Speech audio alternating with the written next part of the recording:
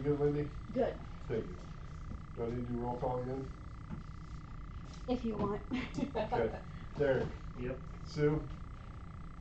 Yes. Joel? Yes. Doug? Yes. Kim? Yes. All right. Approval of the agenda as presented or amended with a request for a change on 14. I'd suggest bringing 14 up behind number 4. I'll second. I guess we gotta wait until you see if there are any more amendments. I would also, on the consent agenda, like 5C and 5D separated from the group.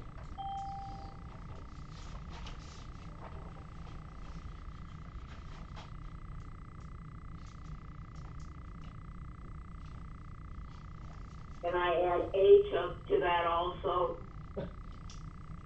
H has been removed. Removed. H is scratched.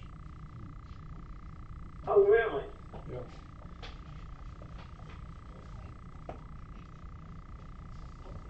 Okay. So, does that second still stand? I'll second. Okay. Further discussion? Doug? Yes. Sue? Yes. Ken? Yep. Joel? Yes. Derek? Yes. Number 3, open forum, 5-minute limit, public comments on non-agenda items due to Iowa's open meeting records. Sandra.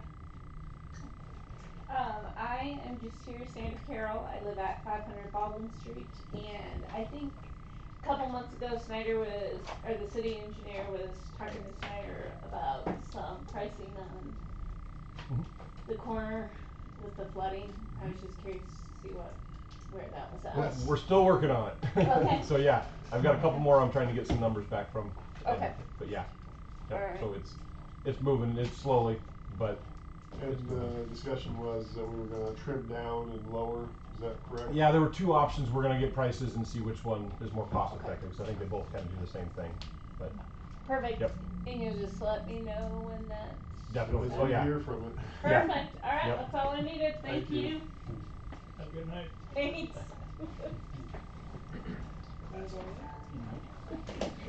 Question, recycling? One second, please. Just one Oh, second. Steve. Steve. Go ahead. Steve behind Go you. ahead, Steve. I came in to try to figure out, talk to James a little bit about it. Can you tell me what happened with the dust control on South Street? And you're talking about the section not being covered in dust control from 210 to the bridge, correct? Yes. And I believe the council decided that the section that would be taken care of was the bridge past and whatever the 650th Street out here and Myers Street were the sections that they decided to be done.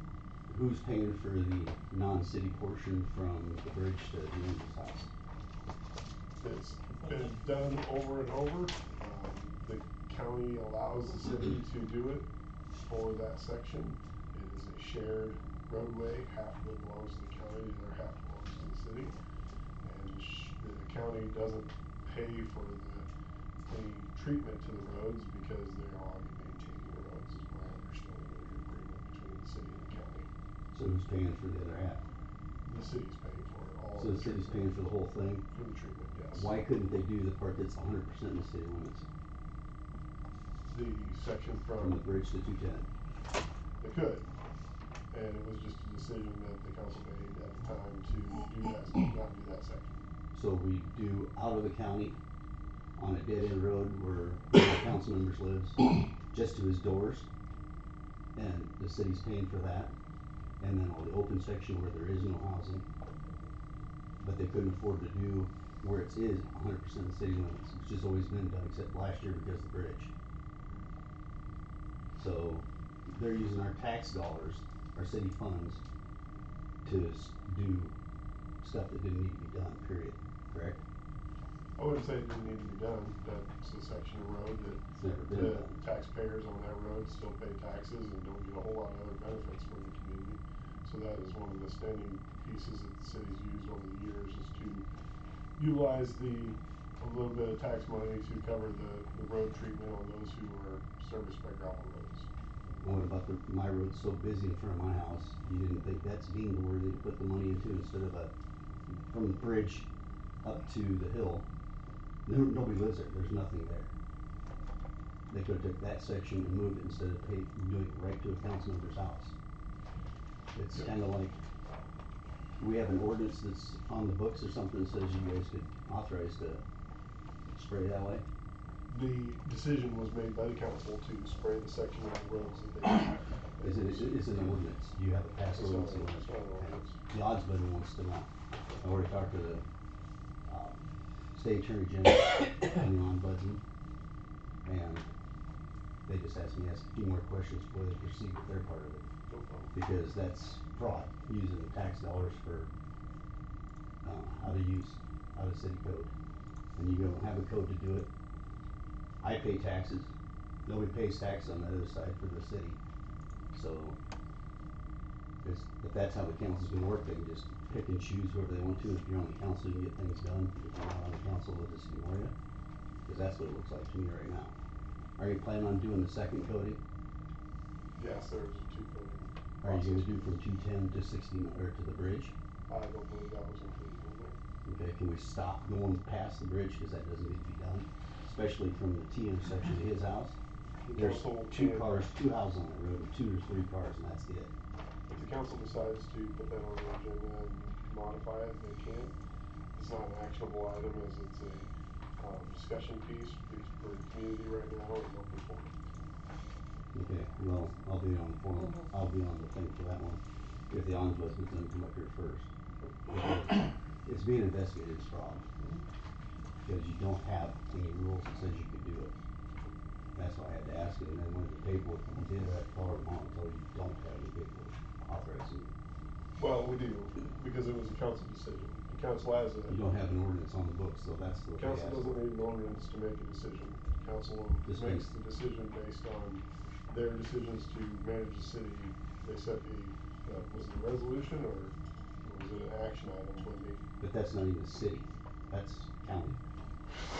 as Nope. we discussed before, it is the city, it's still city limits. Yep. I'm 100% both me and Myers. So, I'm just trying to figure out why you didn't do it, and you do a dead end road, which makes no sense. I mean, when I lived out there, you don't have hardly any traffic anyways. And with the bridge closed to the other end, it's him to pump it, that's it. Well, I do understand your concerns. Unfortunately, that is your 5 minutes. Do you have anything else quickly before? No, I have to just relay it all to the ombudsman, let them know, so they can problem. move forward with their process. Thank you. Wendy, anybody else? Steve?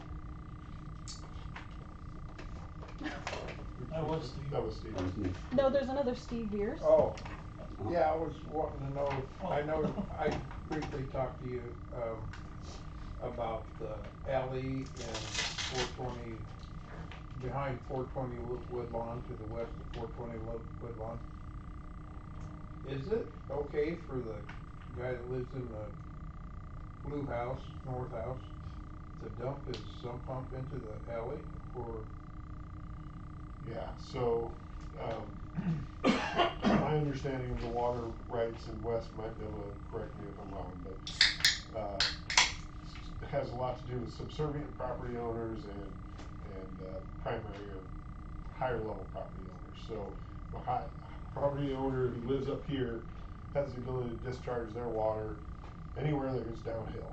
However, they can't modify or change anything around their property in order to change that water flow that flows in that direction. It has a lot to do with some old Iowa laws that were in place hundreds of years ago for management of farm water. It never used to be dumped into the alley until, probably I don't know how many people live there, but they probably keep moving out because they can't afford the sump pump keep on running. But is there any, can we put like a small pipe across the alley and then, so it could run at least under the alley? Because I still am hooked up to LP and I need a truck to be able to access that. So there is a intake back there in that area, and we just dredged it or cleaned it, whatever you wanna call it. We just had them come through and they cleaned it. Oh, yeah. And we were able to get rid of the pond that was standing back there. Okay. So, hopefully, having that open again will allow that water to manage. No, it's in the, it's coming right into the alley and sticking right in the ruts, and, I mean, it's probably, oh, at least 2-3 foot deep. I mean, an ordinary car couldn't get through there, and if a truck could get through there, it would almost get stuck. Alright. Wes, you have any input or thoughts? No, I think, yeah, it's, you're right about you can, if it flows there today, it can, flow. I'm not sure how that applies to, or how straight that applies to like a sump discharge. It's a little bit different than rainwater discharge. Rainwater discharge, you have to be allowed to go where it goes, and you're not supposed to change where it goes. And without a provision for discharge like a storm sewer or putting drain, it's essentially got to go to grade, and then where the grade flows, the grade flows.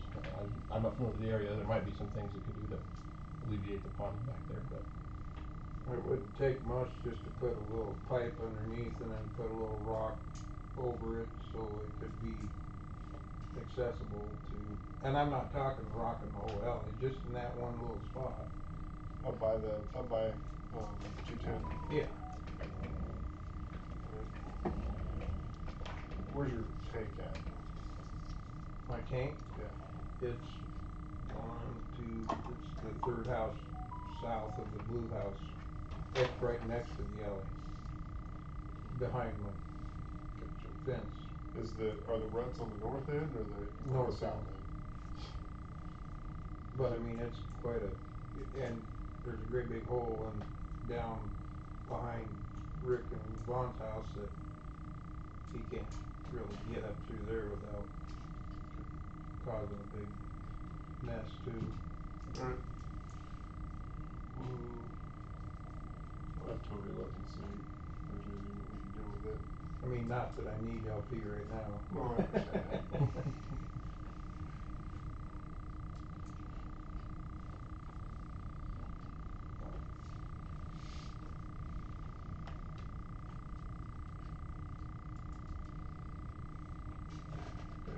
Thank you. Yep. We got 35 seconds left if you have anything else. Alright. Rick and Yvonne, you're up. So my question is recycling. So, did we get bids for this recycling? Or is it built into the trash contract? Built into the trash contract. Okay, I'd like to have a copy of that trash contract. Because, so what are they actually charging us?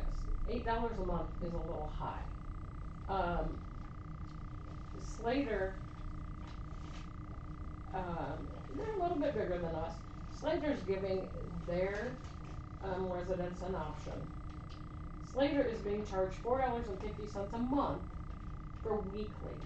They're being, so it's either house site pickup or a residential recycling, or, a community dumpster. Why can't we have a community dumpster for recycle? And they're not charging for that. And the next thing is, so, I've spoken with the DNR because I work for a trash company. This is where I've gotten my information. The DNR says that at a minimum, residents must have access to at least one drop-off site for recycling. So why have we not had that previously? Because that's an Iowa law. So why have we not had that? So now all of a sudden, that Ames is changing their things, now we have to have recycling. And at $8 a month, when our water bill's already $144 a month, seems a little excessive. And our trash is $20 a month. So there's a lot of people in this town that aren't pleased. So, we'd like to have some answers to this. It's excessive. And so where's the $8 a month come from? So is that what they're actually charging us? Or are they charging us less and it's being marked up? And I think we need to know that. There's just a lot of things wrong with this. I mean, I could go on, I've got all kinds of documentation for this. So, yeah, so the DNR is not mandating this because the DNR cannot mandate for city contracts. I just lost my train of thought. Shit. Rick, you just messed up my train of thought. Oh, so, April 10th, or April 8th, it was in the discussion that, amending the Maxwell Code and Ordinance updates sewer, water, garbage, and recycling service rates. So I went back and looked through the monthly, meetings, and it wasn't discussed. So then, May 27th, it comes up with a special meeting that we're discussing all this recycling stuff, and then May 28th, boom, done. Come on, really? So it was already done before May 27th, right? No, it wasn't decided on until the 28th. Well, then how come May 27th, discussion and possible action on sorry, that's the wrong one. May 27th, special meeting. Discussion and possible action on terminating 28E agreement for the use and support of solid waste reclamation, whatever, recycle and disposal between the city of Ames and the city of Maxwell. May 27th, special meeting. May 28th, we get the letter saying that we're doing recycling. So it's So- actually been going on for over a year. But that's not what this says. It was in the other meetings, What are the meetings? a lot of them. So unfortunately, it was over a year ago when Ames decided they were going to change their process. And I'll speak to the recycling piece in a second. So the city of Ames has the Ames Regional Trash Alliance, or whatever the naming of it is. And at the time when they set that up, they were able to get an exemption from the DNR that allowed the cities and communities in this area to not have to have recycling, as all of our trash was compiled and separated and recycled at the Ames recycling facility. So that is the only reason why the city was able to be exempted up until this time. The city is now, starting, when was that, last November, when we requested from the Ames City Council to be allowed to be out of our 2080 agreement. At that point in time, we were trying to make an opportunity to get into the Marshall County landfill agreement or area. We've since done that. That allowed us to maintain our trash costs. City of Ames was going to $75 a ton tipping starting. They're anticipating $125 a ton before the $175 million plant is built. So the council was utilizing that information to try and maintain our trash costs. On top of that, the city of Ames is also transporting all of their trash from Ames all the way to Carroll County. So tell me that those $5 diesel fuel prices aren't going to catch up with that trash cost. They will. So we have got into Marshall County with their recycling center, and we now are a voting board member on that recycling plan, and their waste management. So we are able to have our trash taken to Marshall County. In addition to that, because we are no longer part of the Story County Alliance, we now have to follow the Marshall County Alliance, which requires the recycling either in the community or at the door. The council decided at the time that we wanted to do at-door recycling, so that was the decision.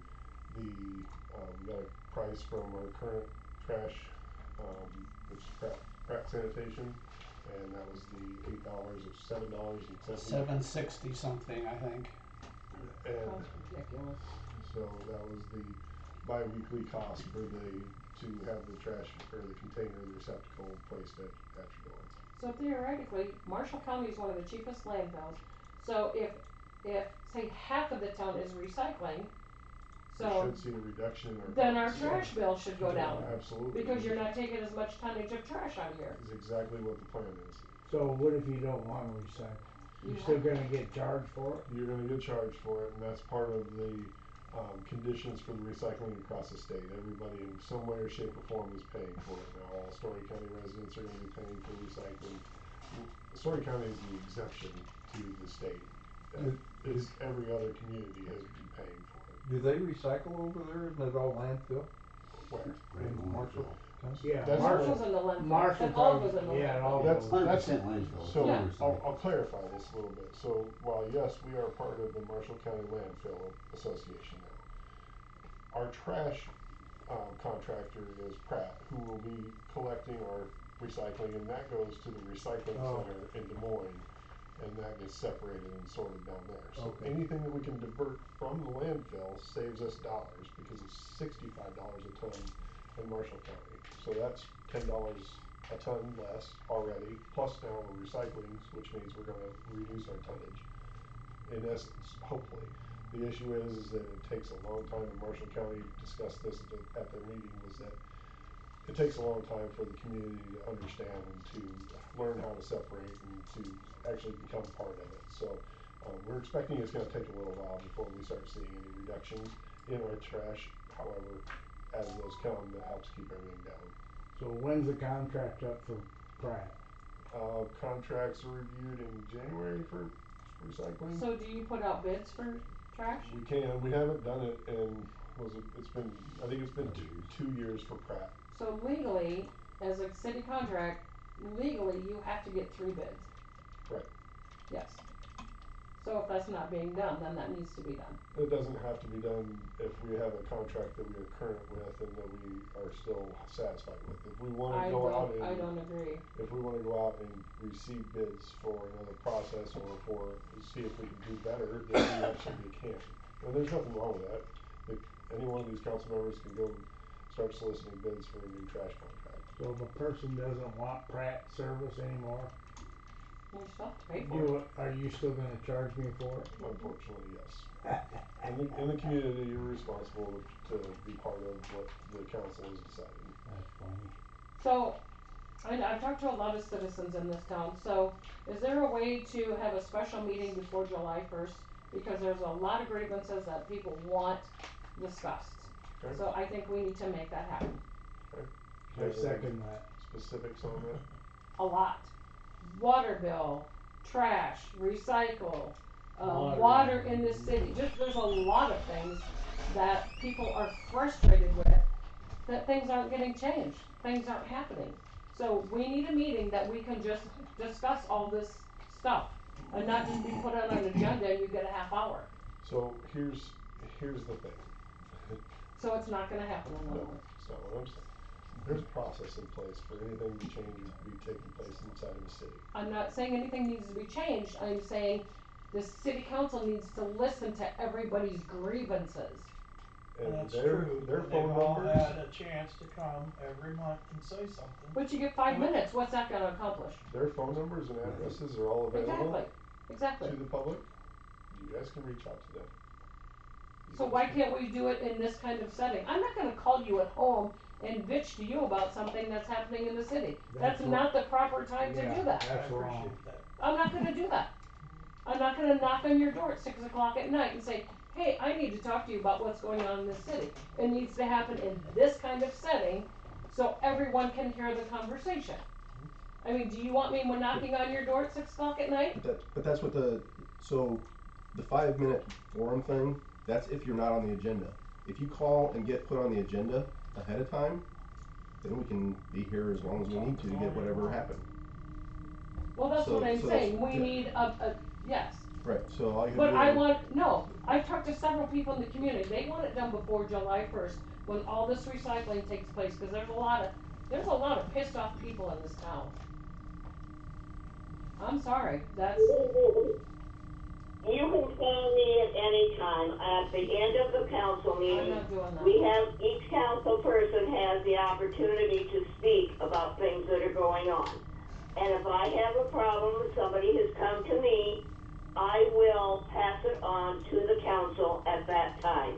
So, Please, feel free to call me if you have a problem. so we need to tell somebody to put us on the agenda. If you call me, you can call any one of the council members, Okay. you can talk to me, you can email me, everybody's email is available on the website as well. Emails are fine, let us know what you need to discuss, what you wanna talk about. I wouldn't want nobody to bother me. I'm not bothering Here's- you after hours, I'm not doing that. That's just wrong. That's your time, that's your family time, that's not my time. I'm just gonna tell you, most of us work something up here. This is all after hours, this is all because we care about our community, so. I understand that, but this I'm not is- doing that, we I'm have- not one of those people, I'm not doing We that. have responsibilities as what we were elected to, so we're willing to hear it. Alright? Thank you. Okay. So I would like a copy of the trash contract before I leave tonight, please. I don't know if you'll get it before you leave tonight, but you will be authorized to have a copy of it. Thank you. Wendy, That's next. it.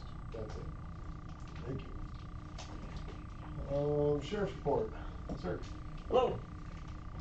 We had the speed trailer in town for a couple weeks. I've got the reports from both of those locations. So the first location, sorry, I'll turn that off. The first location, it was parked at Baldwin and 5th, reading southbound traffic.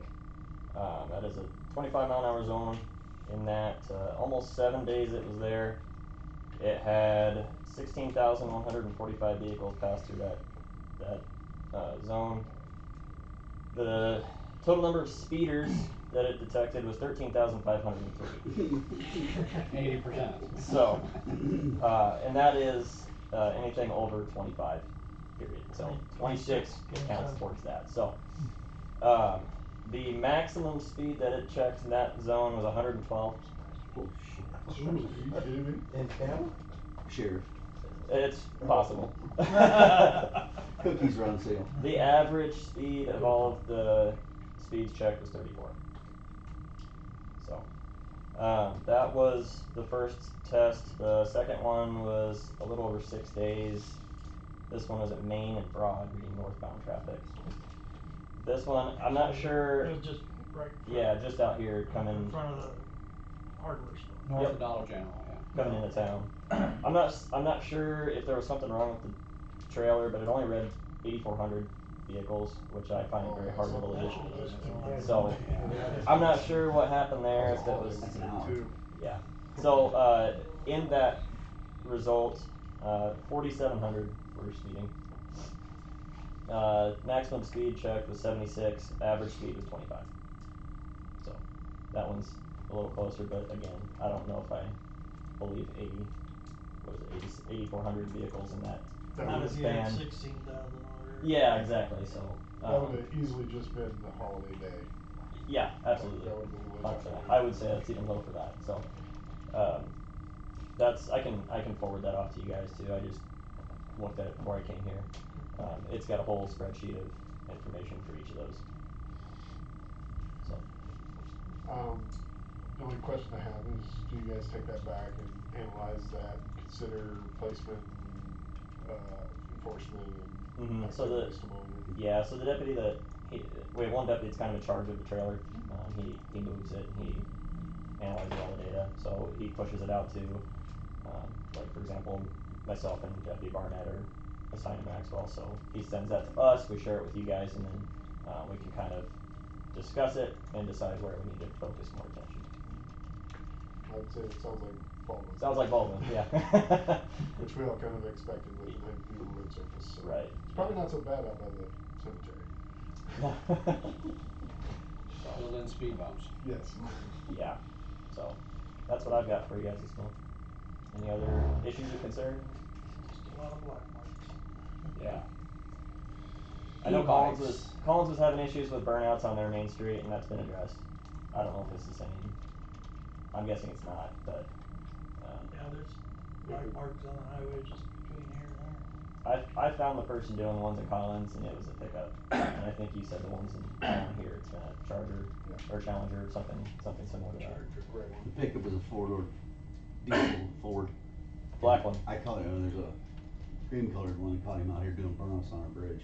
Yep, so They they've, stopped, Yeah. smoked the tires. Up on the bridge. They didn't do anything to him. they've been, it's an instance that I'm thinking of, they'd done a burnout in Collins, that bar closed and came into Maxwell and we found them here, so.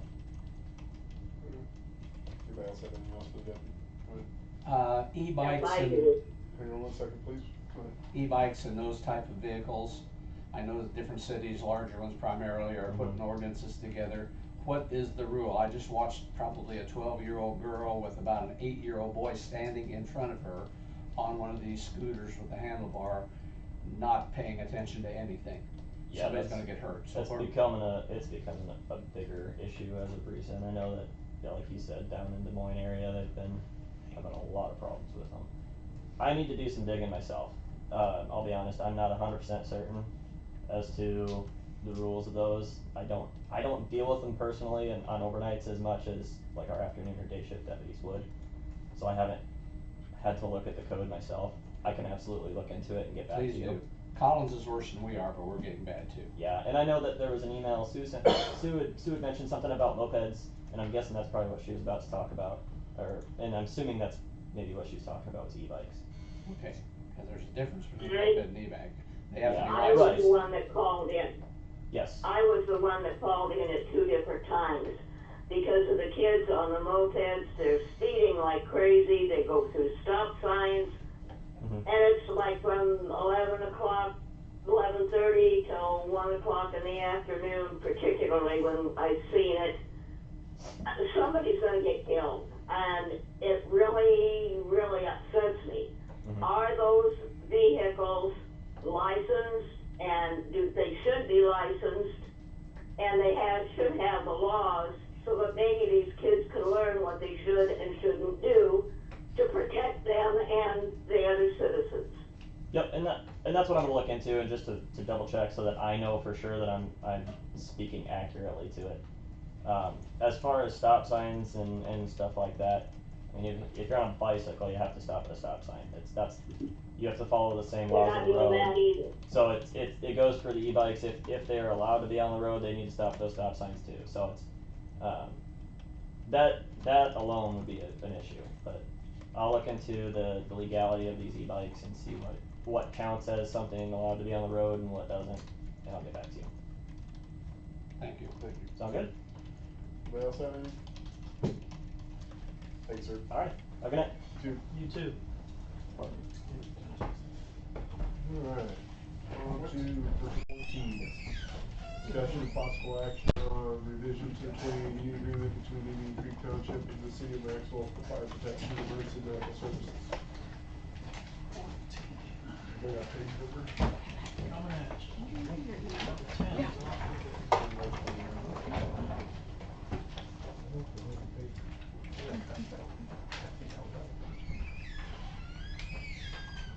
In the packet where the 2080B looks like page 315 is the more effective pages.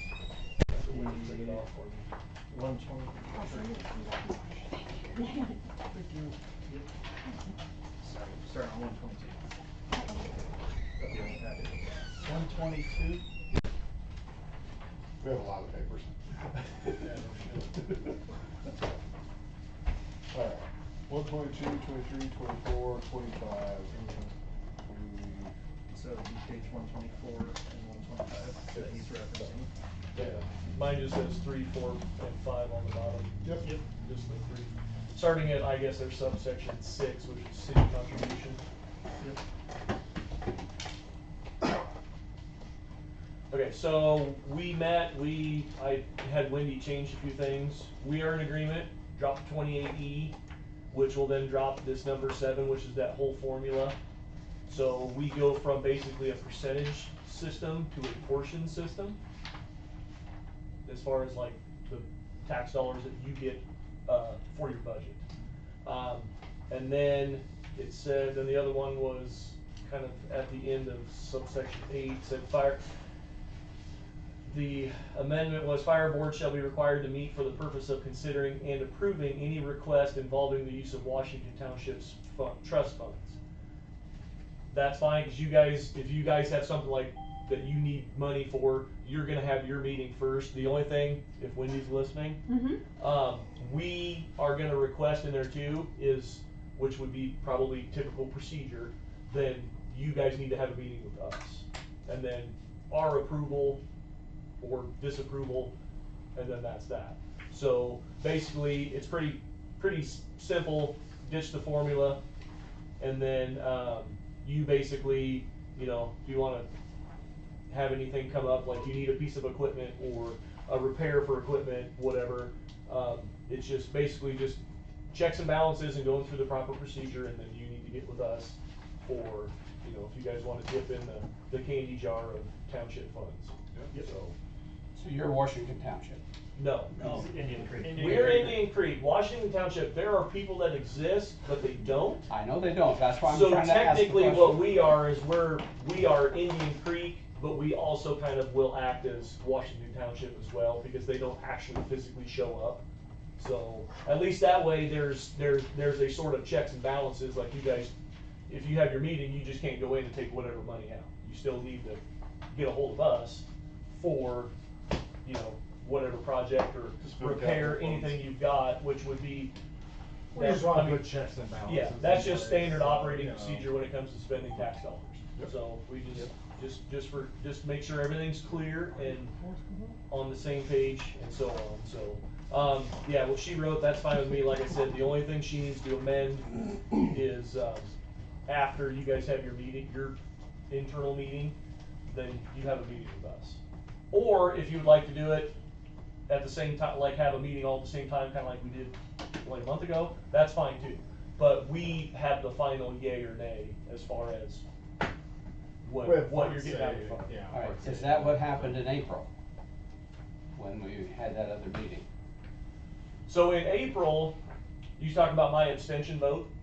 Well, I'm talking about, yes, the whole thing. Okay. And I think the I minutes need think correcting. there was a little unclear about that, because at the time, we did not say you could use the township money. We were under the impression, at least I was, that this was going to either be the trust fund for fire or EMS, or a combination of both of those two funds that you guys, that's your guys' money. We have no say in it. That's why I said I'm not gonna vote, because the fire and EMS trust fund is not mine. I have no control over it. What they wanna do with it is theirs. I only have control over township trust money.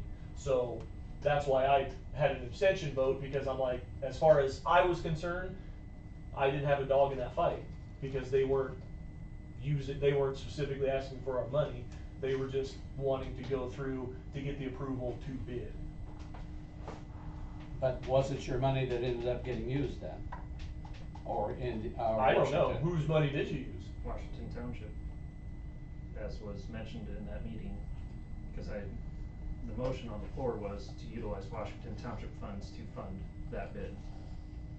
I thought going forward, it yes. was going to be dropped to 2080 so you could use the funds. I guess I was under the impression that you were gonna use a portion of your either fire trust or EMS trust. They were to cover the cost of the trailer. The association went and bought the trailer with their funds. But The vehicle their itself was. vehicle itself, so. Yeah. So I, myself and Deb, who's our clerk, we voted no on it. So if we have a vote in that, that would have been a no vote for Indian Creek. So.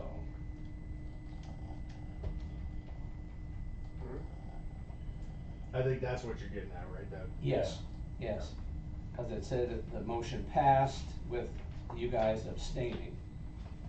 So do the minutes need to be cleared up? It was only I only abstained. You have one voted vote no. between the three or whoever shows up of you guys. There was 2 votes no in our Indian Creek and 1 abstained. So would that be a no vote or a yes vote? Technically, that would be a no vote.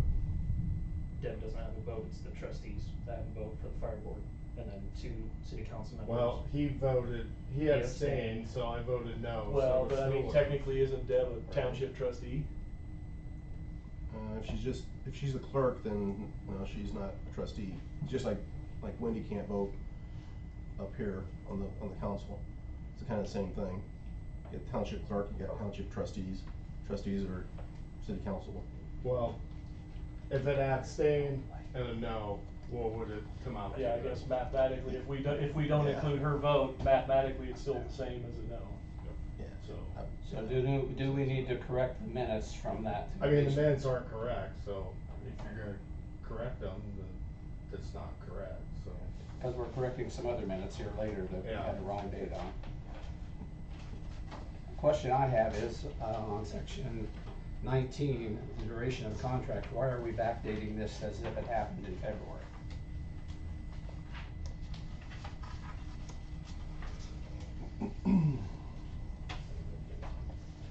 That's just the verbiage from the old. I just told her print it off. February 1st, 2026 is not old verbiage. That was what the current 2080 had as the date that was sitting in there. That will need to be addressed and changed. That this. We updated this spring. Oh, okay, so February was that date? Yeah. Okay. This is. When we had, The board meeting was so we had, January. I think we signed it and So there's a current. after the last actual fire. Fire board department, meeting. yep. There's And a then at the current last 2080 agreement month, that's in effect you now for requested the fiscal it. year. This would go into effect the next fiscal year, because we already have fiscal year 27 set. Following this current agreement. But with all these changes, shouldn't it be dated the time that these changes are put into effect, or instead of 4 months ago? That date will change whenever it does go into effect. I'm assuming that's gonna be February 1st of 27. Is my assumption, because we currently have an agreement in place that there has not been a written. But the agreement in place has the formula and everything else. That's how we returned budgeted for the 27. So this is, fiscal year. this is a 2080 agreement, which is subject to change, so that's a piece that you would like to have put in there, that you make I it just wanna make effective it today. correct it. I'm cool with it. I think everybody would be fine with it. I don't think it makes any difference, you just set the effective date on it. Cause I mean, we're not gonna turn it in just like this, we're gonna go through and do the actual Yeah. verbiage, so that's, at that time is when the date can be changed to. But as of effectiveness. February, we had the formula, we had everything else still in place. And we're just changing that right now, so a February date here doesn't reflect what's going on. Said withdrawal or termination, so not become effective until June 30th. This says. So, this, the current one's not effective yet, then either. So we have the opportunity to still make this effective today for June 30th. We just have to change that date. Well, but if you change it in here, number 6, shouldn't that, does that supersede that if there is no formula? Okay. Then basically what 11 is saying is you recognize the new change. Wendy, did you catch the page 7? Agreement, like, the agreement become effective on approval, I don't know, change that language to whenever it's approved, you guys are good with that? As far as ditching that formula? No, then the you're talking about oh, date. duration of contract. Yeah, I don't remember when we even started first discussing this, but I think isn't that date the actual, like, The date that the we have. date that the old one ended anyway? Yeah. So just backdate it to make it look like we changed it at the end of said Okay, as long as contract. everybody's okay with that. Yeah. Somebody's gonna look at this in the future and say, why is this date here, and then why did it happen in No June? one will ever look at that. You don't think so? Well, I still think we need to fix the minutes. They've been It's the way approved, we they're voted, official so. record. That's the way Yeah. we approved it. And if they were inaccurate, shouldn't they be corrected? Put it on the next month's agenda. They're official records, I'm not changing an official record. Even if it's inaccurate? They got approved by council. The accuracy is the question, not the fact that the council approved. Well, the council approved it, we didn't. No, No, they're saying- they're talking about. Oh, the minute, or the minutes of it. All of the council was able to because it wasn't recorded, and they were not able to call in for the meeting. So that right there was an error to begin with. So it's not accurate.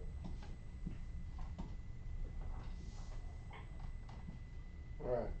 Is there any motions on the table? I move we correct the minutes to reflect.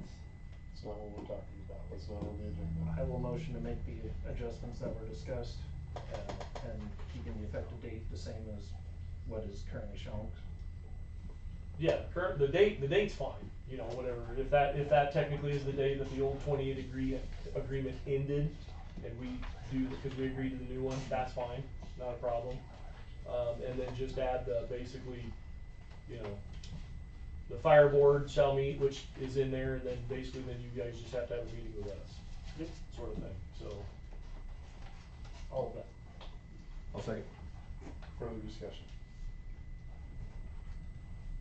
I'm questioning the fire board shall be required to meet, and in that the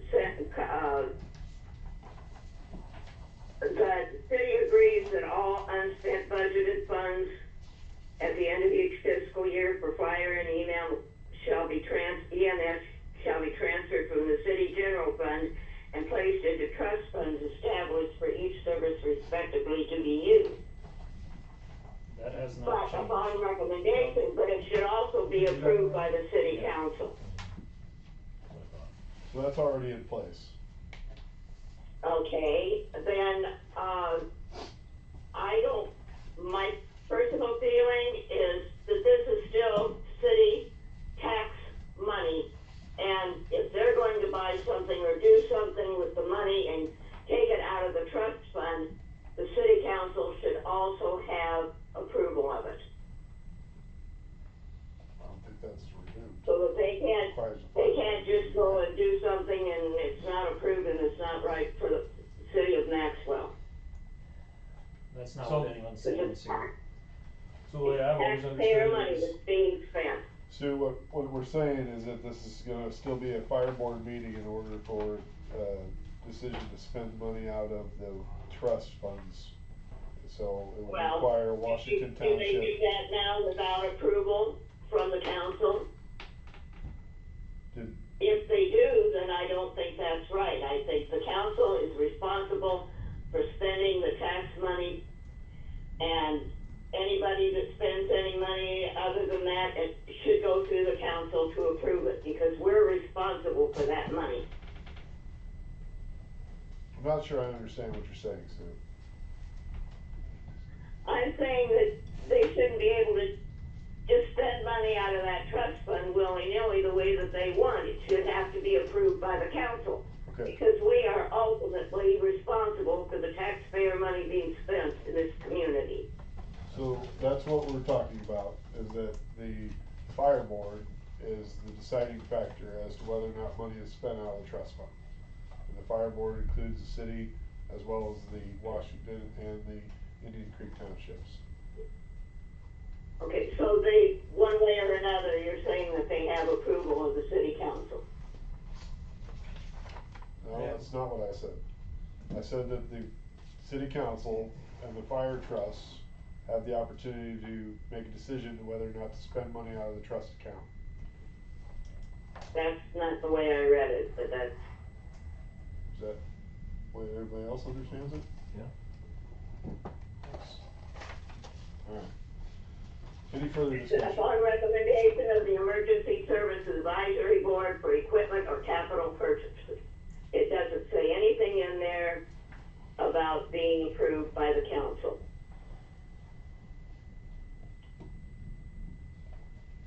Okay.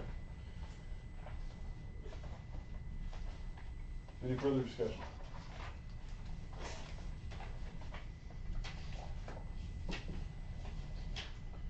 Hearing none? Joel? Yes. Sue?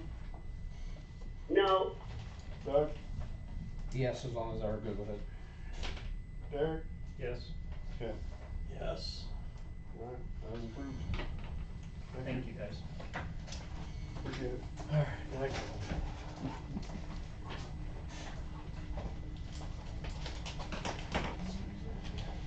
Alright, let's go to Email it? 5C. Okay. Fine. Thanks. Oh, you're pulling that separate? 5C and 5D separated. Okay. I don't know if you wanted to go We through could, the we others. could do A, B, I'll motion to approve 5A, B, E, F, G, and I. Perfect. I'll As second. presented.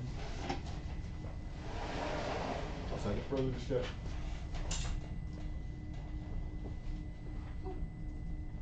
Ken? Yes. Sue? Yes. Joel? Yes. Doug? Yes. Derek? Yes.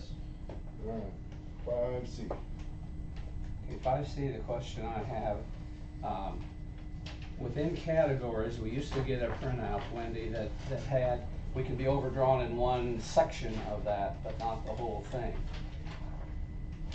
When I look through the budget report, which is page 9 typed on it, well, several pages, 9 and beyond 2 or 3 pages, I don't see that format. But we have 64 or 56 accounts that are negative, but we can't look within the categories. You understand the question I'm asking? That one number negative isn't a problem if that whole category stays positive. And What he's asking for is the, Fund? yep.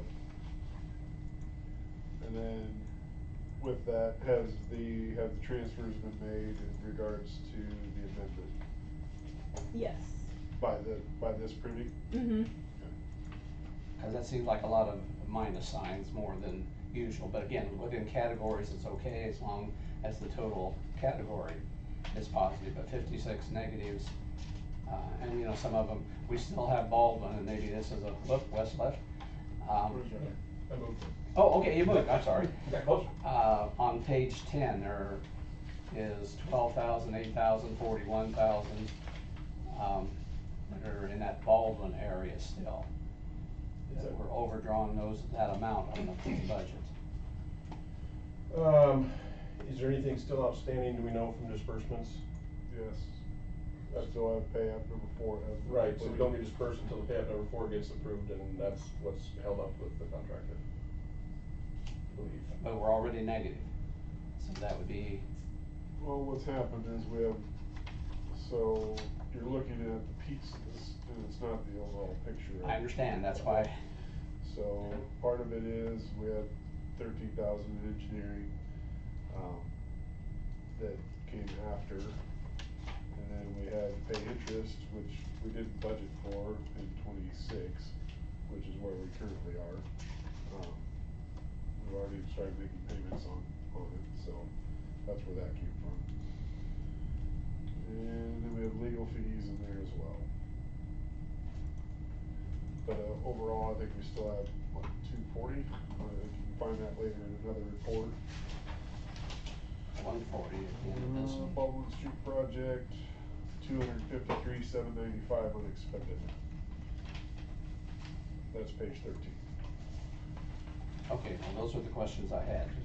To help you, like, Yeah. so you got. And if we get that other format, Yeah. again, Well, I know we've killed many trees for a meeting, but I think that would help me to look at, as long as the whole category is still in the good. Cause we still have 1 month bills yet in this fiscal year. So that was it on that one, and then on 5D, my question was, we didn't get a grant because it wasn't cost effective for Woodlawn, which makes me a little concerned about the Woodlawn project in general if it's not cost effective. And Wes, maybe you can speak to that. So what the cost effectiveness is and the cost effective for that funding program. So that in order for that program to release funds, or to fund the project or partially fund the project, they have a criteria that it has to hit. So their criteria is the cost of the project versus what they calculate as the monetary benefit of the project. So they look at, what damages the houses incur every year, and they have a formula, and they got a big spreadsheet that they put it into. So it's more or less just their scoring criteria. If it still has value to the city, it still has value to the city. It doesn't mean the project doesn't have value. It just means it doesn't have the value the way the funding program evaluates it. So for any funding purposes, it won't happen because it doesn't meet their criteria? For that FEMA brick funding, yes. Okay, which makes me then back up and look, are we expecting better results than what will happen? Because Indian Creek is only so low water level Yeah, I mean, not necessarily, I mean, the project, we've always, you know, from the beginning, we knew the project wasn't gonna help Indian Creek, because Indian Creek does what Indian Creek does. Exactly. But it does help the small storm events when the creek is down, right? Not small, even some of the larger storm events are gonna get out there. Well, even today. Yeah, today, and right now. So there is still benefit. The other thing that FEMA BRIC funding only looks at is the vicinity of the project there. So where we're talking about, this provides a backbone that we could then extend further up to Yeah. some of the other problem areas in town. FEMA doesn't care about that. They're only looking at what this project directly impacts. So there's some other intangibles and some other things that the city may have interest in that FEMA doesn't look at in evaluating the value. Okay, of that. those were the two questions I had, otherwise I'm good to, and I'll move approval of C and D with the explanation given. Second. Something on that one also. Further discussion, what was that? I also have a question on D, Go ahead. consent agenda D. Wendy, you said on there 2 permits issued. Was one of them 209 Baldwin for a shed? Look.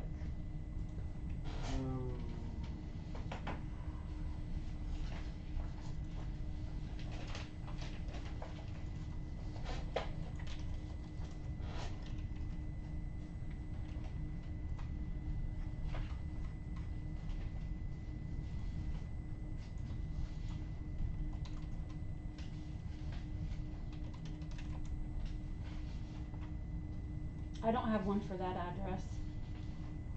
Well, they built a shed. That's why I was asking if there was a permit gotten for it. And the other one was a fence at 320 Maxwell. And it's not installed correctly, it's backwards. The finished side is supposed to be to the outside of the fence. And they've got the unfinished side to the outside. Yeah, 320's And I got a didn't know permit, if they, and it was approved by Safe Building. Safe Building approved that permit. Mm-hmm. but it's installed improperly. Is that in our ordinance, or is that a thought process? That's in the ordinance, It's that the ordinance. finished side, yeah, the finished side has to be to the outside where the public sees it. Wendy, can you have Safe Buildings review that? Mm-hmm. Make sure that they didn't erroneously approve it.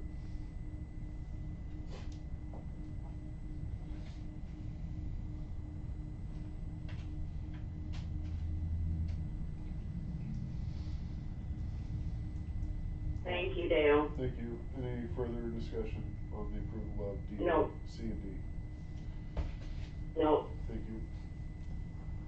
Joel? Yes. Ken? Yes. Doug? Yes. Derek?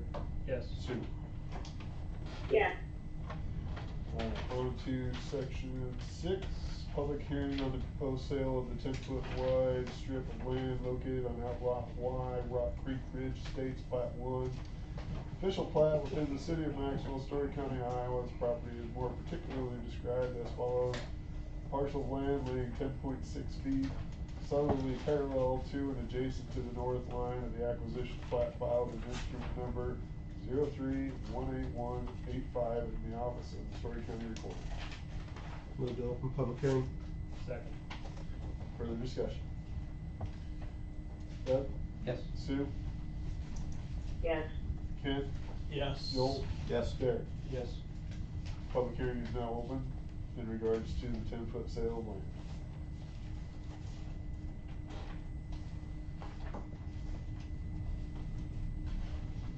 Move to close the hearing. Second. Further discussion? Derek? Yes. Joel? Yes. Ken? Yeah. Sue? yes, Doug? Yes. Public hearing is now closed. Discussion and possible action on resolution 2026-35, a resolution approving the sale of the 10-foot strip of land located on Outlot Y, Rock Creek Ridge Estates, Plat 1, official plat within the city of Maxwell for the sum of $1,000. A motion to approve? I had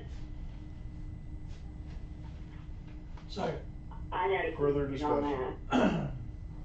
Further discussion? Okay, Wendy, I think there's a mistake in typing or whatever, sum of $1,000, not on the agenda, but in the packet, and it showed $10,000. I see that. Oh, that works out better for us. I know. I approve. Well, it doesn't technically say 10,000, it's one comma, so just one too many zeros. Yeah. I had that question too, though. A motion to approve with that amendment. Okay, And I'll second. any further discussion? Doug? Yes. Sue? Yes. Ken? Yes. Derek? Yes. Joel? Yes. That is approved.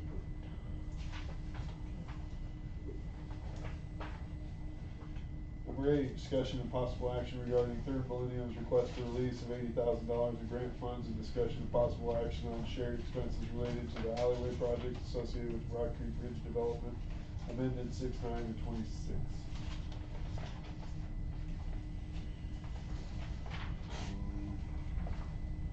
There it is. Clint? Yes.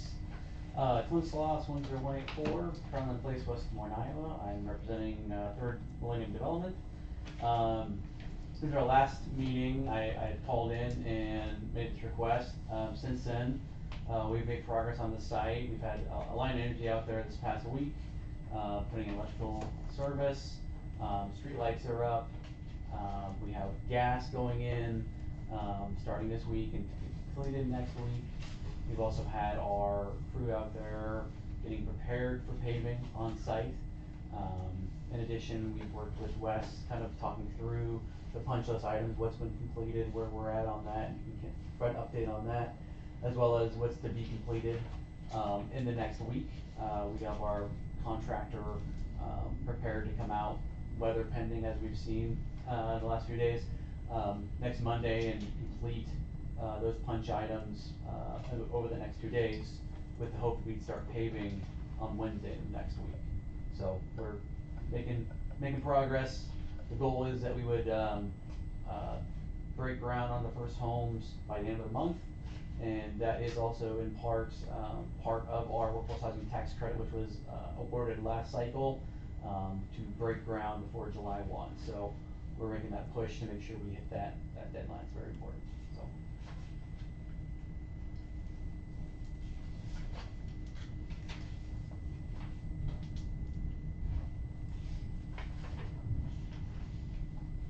So, can we go in depth a little bit more about this alleyway project?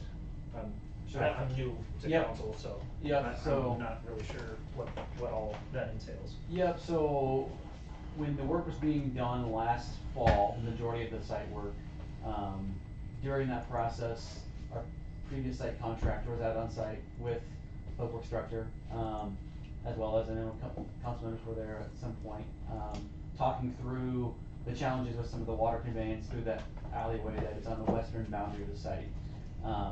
And through conversations on the site, they decided to move forward with some tree removal, as well as putting in some more tiling and some more storm sewer to improve those issues there. The council decided that? That was improved by a public works director on site with the site contractor.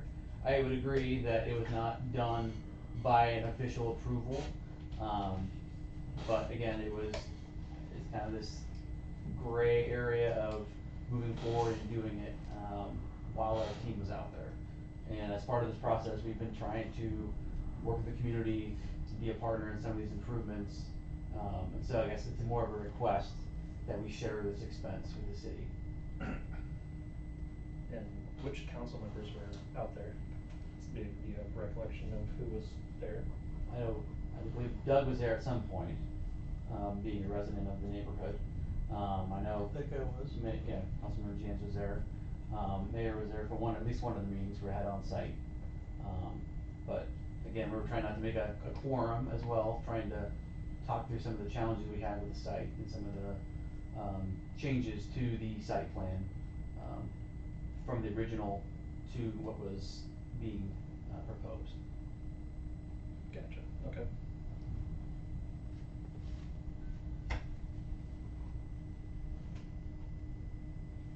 regards to the $80,000 grant funds, Wes, where are they at on their punch list?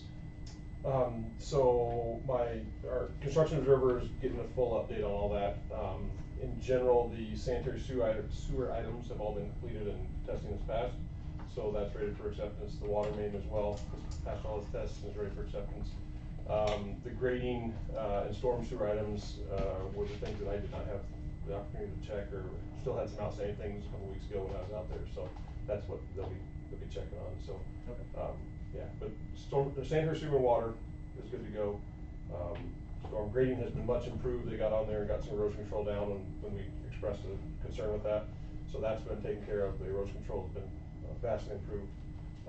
But it's just some of the finished grading that needs to get done, and some minor storm sewer work still to go. Gotcha. Sorry. Thunderstorm.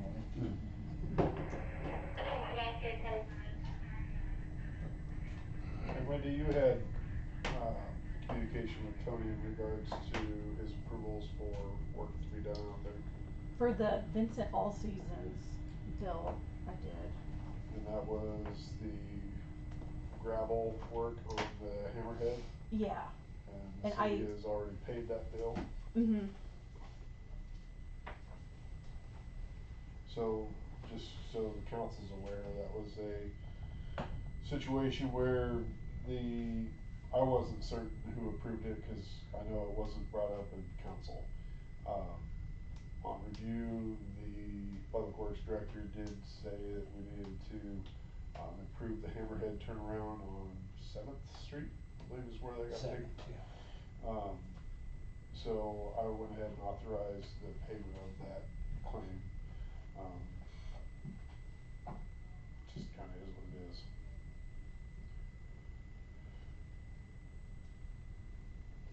The rest of this, I don't really, have a whole lot to go off of.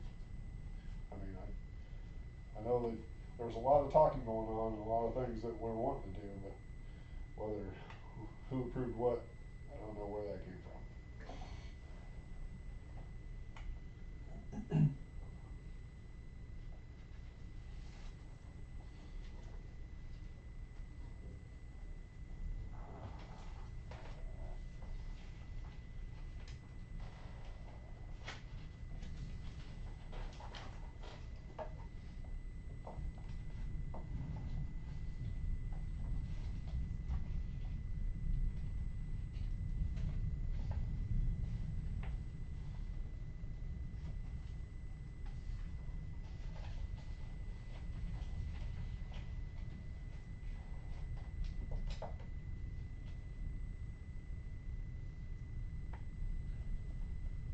I don't know.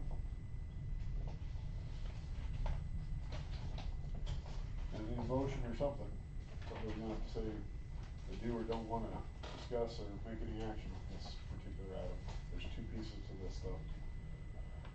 In regards to the $80,000 grant, we'll make the recommendation again that we hold that until Wes gives us the okay that that checklist is done, just so that we're being due diligent with the agreement that was put in place. I guess that's a motion. Can I make a request on that? I have a motion with the Okay. motion. I'll second, so you can ask.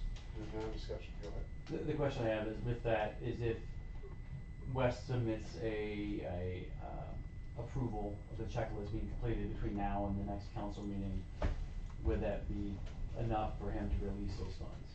Might be a good idea to make a amendment to your motion that if the approval list, the punch list gets signed off on by Snyder, that we can then release funds at the time, because it's already an approval that the council has made to release those funds, we just need council's approval to complete the process. That sounds like a great amendment, I would do that. Yeah, still second. Any further discussion? Sue? I'm sorry? Yes. Thank you. Joel? Yes. Doug? Yes. Derek? Yes. Ken? Yep. Alright, so on the second part of this, which is the alleyway project.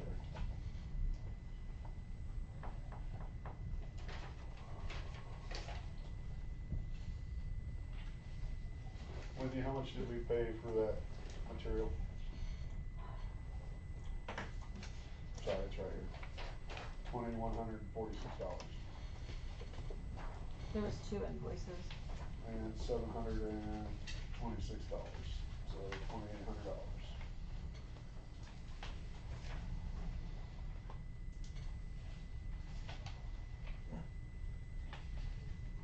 And Tony was involved in that, is that correct? Was he there when you were? I don't think so.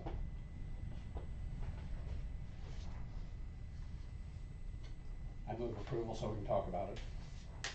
Second. Further discussion? Okay, now, was Tony was involved in that, is that correct? That is my understanding. Okay. It was between him and Sean Yoder with Advanced Tile and Trenching, who was our contractor. Okay. It was on site, I wasn't part of it, and. You gotta make some decisions on the fly sometimes. Yeah, and I would say within that 25,000, total was 40,000 of that, our addition is 45,000, excuse me. 5,000 of that was for tree removal, roughly, there's some change there, but, that was one piece of it, and then the other piece was the added, storm pipe and sewer, and those pieces of it, so. So here's my 2 cents on this. Mhm. The tree removal was done by him because he wasn't gonna be able to get his equipment in there. That was the way I saw it, the way I understood it. He said, I had to take all these trees out. Okay, well, that becomes part of his problem. Because I'm pretty certain that, like, the public works director didn't ask for $5,000 in tree removal to be done. The machine time for the hammerhead, $3,000, that makes sense to me, like, that's probably something we should pay for. Because we paid for the rock, I wasn't aware that there was, work that was also being billed. I'm assuming that the riprap was part of our costing for the ditch cleaning. So the city is bearing the benefit of that, which is the water management through that area. And which would also include the outlet, changing that to a 2,400 or 24-inch outlet, along with the 15-inch inlet. So those 2 pieces, the riprap, the alleyway seeding, the hammerhead, all were direct benefits for the community out there. Televising a storm, I don't know what he was televising. I pay people thousands of dollars to do that. And if I needed it done, I would ask for it, but I know we didn't ask for that. The 15-inch flex core, I don't know what that is, or the dual wall. Can you tell me what that is? I believe that's the line that collects the water and pushes it towards. What was the name of that, what did you say, call it again? 15-inch flex core and a 24-inch dual wall. Yeah, so that's the 260 feet. pipe material itself. Piping material that runs to the outlet and the inlet. Yeah, so I believe it's a 15-inch that runs from 7th up to North, and then North it changes to a 24-inch to the outlet. So that's the pipe material itself. I mean, I'm certain that those are requirements to make the project useful because it falls into the water, but that wasn't part of our agreement at any point. Like, it's tough to swallow pills that aren't agreed on. Sure.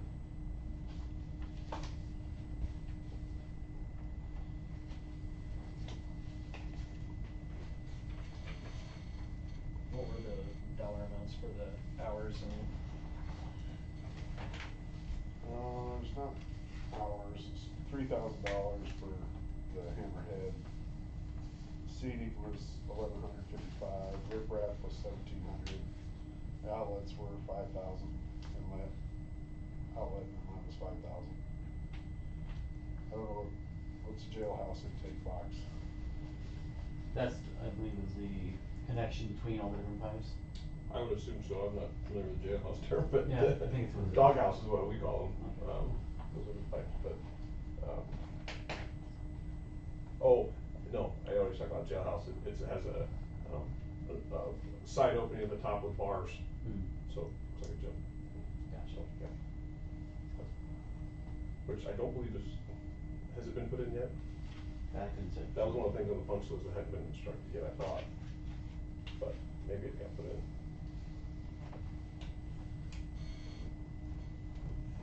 mean, that's a $10,000 piece of equipment to buy, so, like, probably one of those things we need to discuss ahead of time. Like, just saying, here's what we bought and did, now pay for it, Yeah. it just becomes really difficult. Sure. Especially when it's tax dollars at hand, so. Because none of this is budgeted. The things that are budgeted are bond attorney fees and, our engineering costs, and that's it. Mhm. Like, none of the rest of this is in here. Yeah. The rest of this is considered TIF dollars. Mhm. So, like, I don't really necessarily have a problem paying for it, but, wait until your TIF dollars come in. Like, that's just my 2 cents on it. If it's a benefit to the project, it just gets attached to the TIF dollars later. Others speak to that or think about it, please consider it.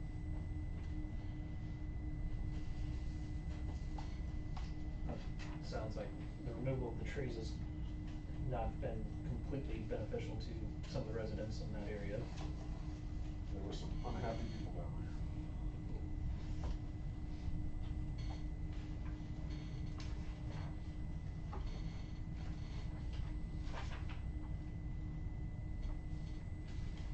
So dollars related to the hammerhead, it looks like there's about $5,855.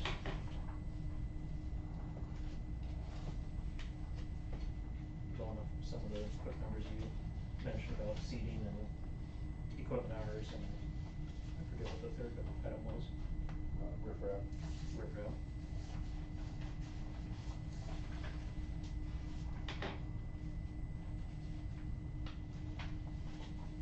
I'd be okay with dispersing that much to cover that portion, because that is a direct benefit to the community. Some of the other stuff that is listed there just kind of, without the previous approval of council and that not being a part of the original plans for the site, kind of, I like to lean back against a written agreement and stuff like that, so that it's black and white, and yes. That's my 2 cents.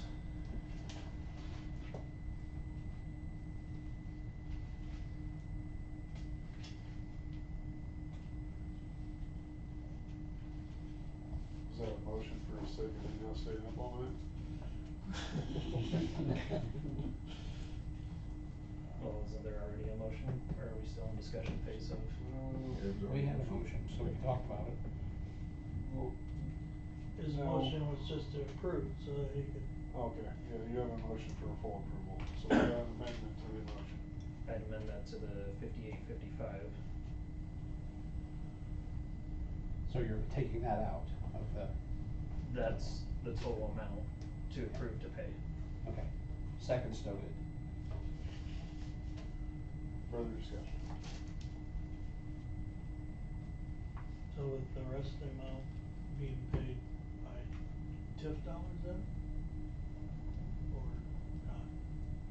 I wouldn't recommend it, because there's no agreements in place, and word of mouth, kinda,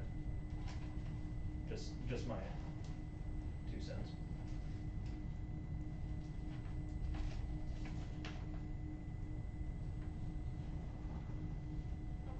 There you go, further discussion. Sue? Vote, I'm sorry? to vote, Yes. yes. Doug? Yes.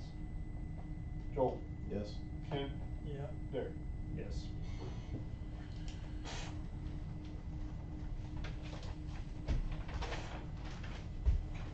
Number 9, discussion, public hearing on plans, specifications, contract form, cost estimates for the, water treatment. Thank you, Clint. Thank you. WTP, filter backlog, fourth main. Discharge improvements received, consider objections. I supposed to meet up with you. Oh. Before we get started, How you doing? Good. is the space needed James. for Okay, yeah. the Yeah, good stuff. construction easement on the Main Street side, or is it on the railroad side? That was a question from the owners of the property. Good enough. who Yeah, need thanks, Ian. construction Good to see easement. you. Pine Railroad side. This is Angled street, goes up the side street. So you got Main Street. Oh. In front of the co-op. Yeah, it's Main Street. Main Street. Yeah, Main Street. That's all I do. Yeah. Oh, Alright, okay. All right, Ken. okay. Just move to open public hearing. Thanks. Oh yeah, it is a public hearing, sorry. Okay, I'll second that. Discussion? Doug? Yes. Derek? Yep. Sue? Yes. Joel? Yes. Ken? Yes. Public hearing is now open.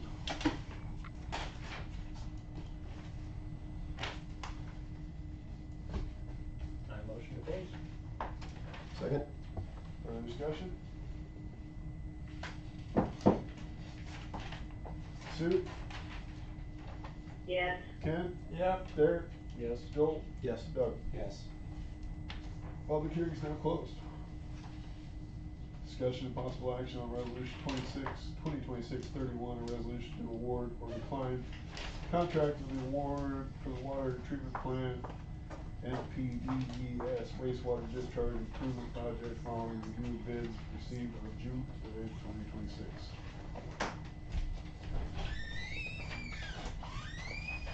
I motion that we accept Wes's recommendation in his email to award the contractor from Nevada. I forgot their name. On track. On track.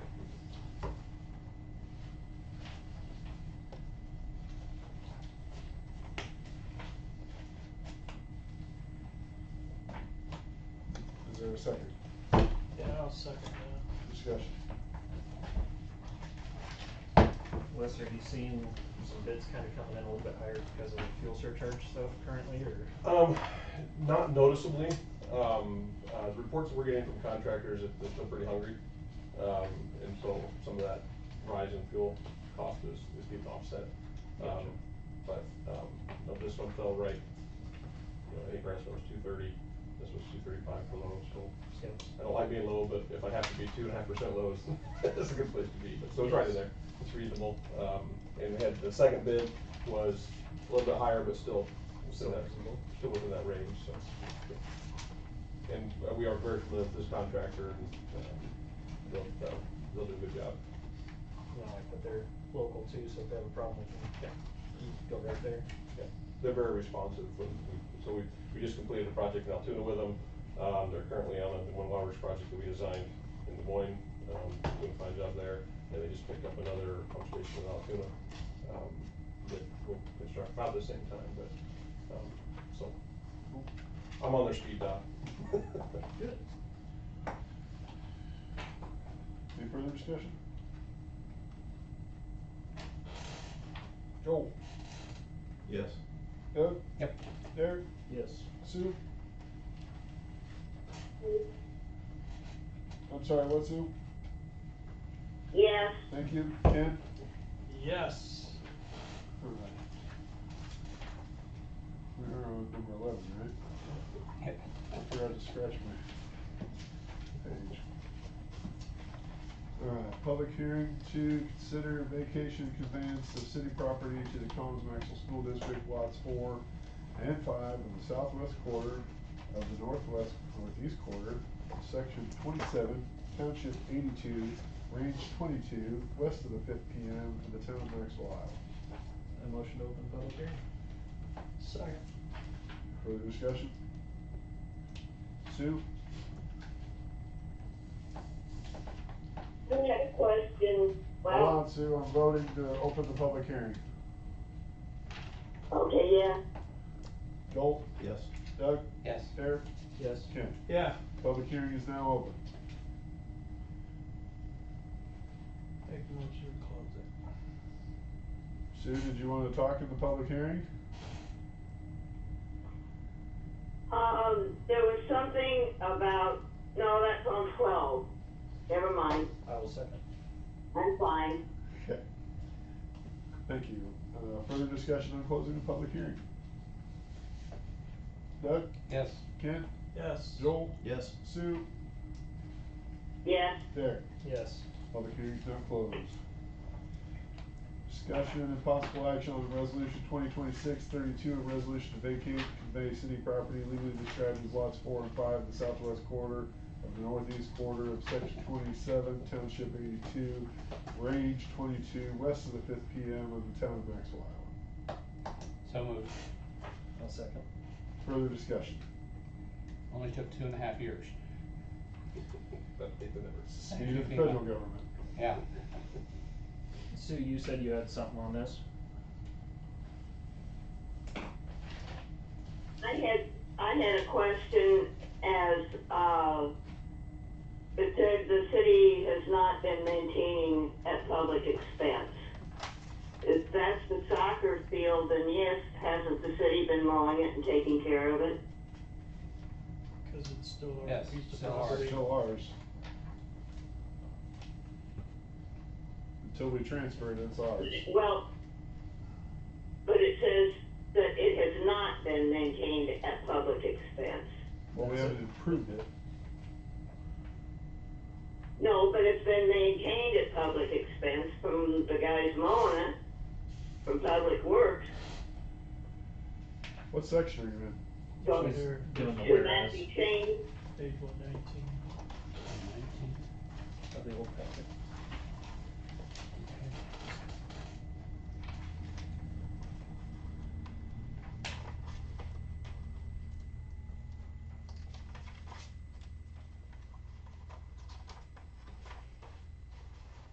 Okay, so we scratch the whereas. Wendy, is that language that the attorneys put in there? Yeah, that's from our city attorney. We There you just go. scratch that We one. need to get the then. word not out, because we have been paying for it. Well, if the attorneys approved it, I'm okay with it. That's kinda where I'm at with it. I mean, we do pay $250 an hour to argue it, so. They know better than I do. Well. They're supposed to know better than I do. Bingo. Are we doing anything with it? I'd say just leave it as is, cause that's what they gave us for a document. So sticking with the original motion. Alright, further discussion. Ken? Yes. Sue? Yes. Derek? Yes. Joel? Yes. Doug? Yeah. Discussion of possible action on voting for the 2025 Maxwell Community Betterment Citizen of the Year Award. Since there's only one A pair. pair. Or since there was only one nomination. One nomination for a pair, yeah. I'll make motion to approve. Second. Further discussion. Sue? Yes. Joel? Yes. Doug? Yes. Derek? Yes. Ken? Yes. On to 15, discussion of possible action on 2027-2080 agreement between the city of Maxwell and Story County Animal Control. Oh, boy.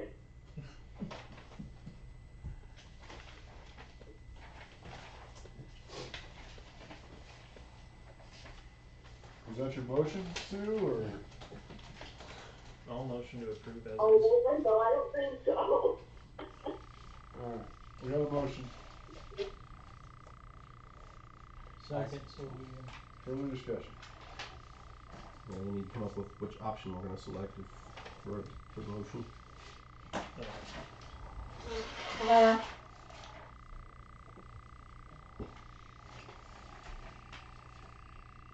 Has anyone checked, like, Ankeny Animal Control, Des Moines, the Animal Rescue League, or anything like that to see comparable services and costs? I think the restrictions and the costs on this are a little bit ridiculous. I was able to take a cat down to Des Moines that I caught, and they took it at no cost to me. except for my fuel, take it down there. Yeah.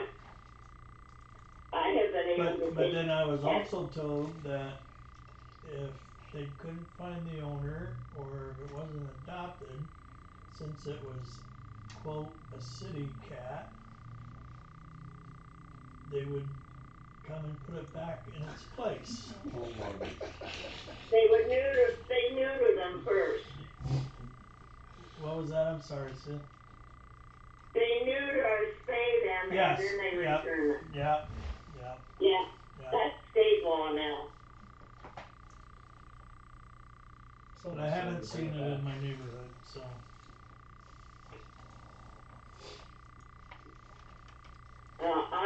I think we should check with other areas before we accept this from Story County, because I think what they're doing is too restrictive, and it's not going to do us any good.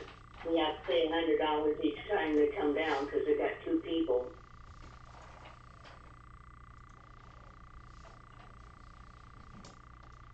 Can I amend my motion? Yep. To a motion to table this until we have further information. Sounds like Sue wants to head this up. Did you hear that, Sue? If I can have somebody else's help, like nuisances, who's ever on that committee. Is that Derek and Doug, or? Yep, that's Doug and I. Okay, so which one of you are gonna help me on it, so we can split this up? Sounds like Doug just volunteered. I don't believe that's what a motion is. Well, you guys are in charge of nuisances, so I just thought you were the obvious choice. I would bet they would probably help work together. I'll help you, Sue. Okay, thank you. So are you amending your motion then? I'm So I still second tabling it. it until further information from you guys. Yep, I'll second that. Further discussion? Joel? Yes. Doug? Yeah. Sue? Yes. Derek? Yes. Ken? Yes. Ooh. Crack 'em open. Okay. Give me half. Give you half, there's half. There you go. Here, look about that.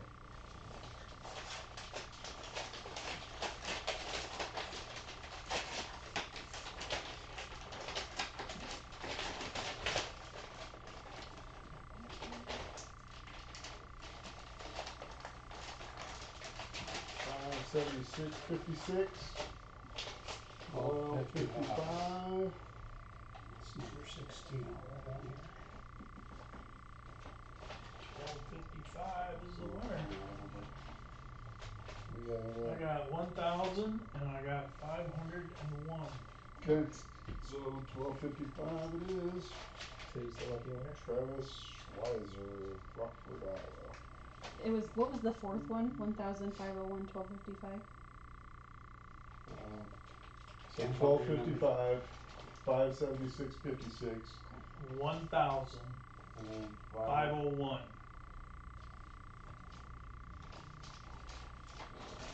I like the person that put in the 56 cents. Yeah.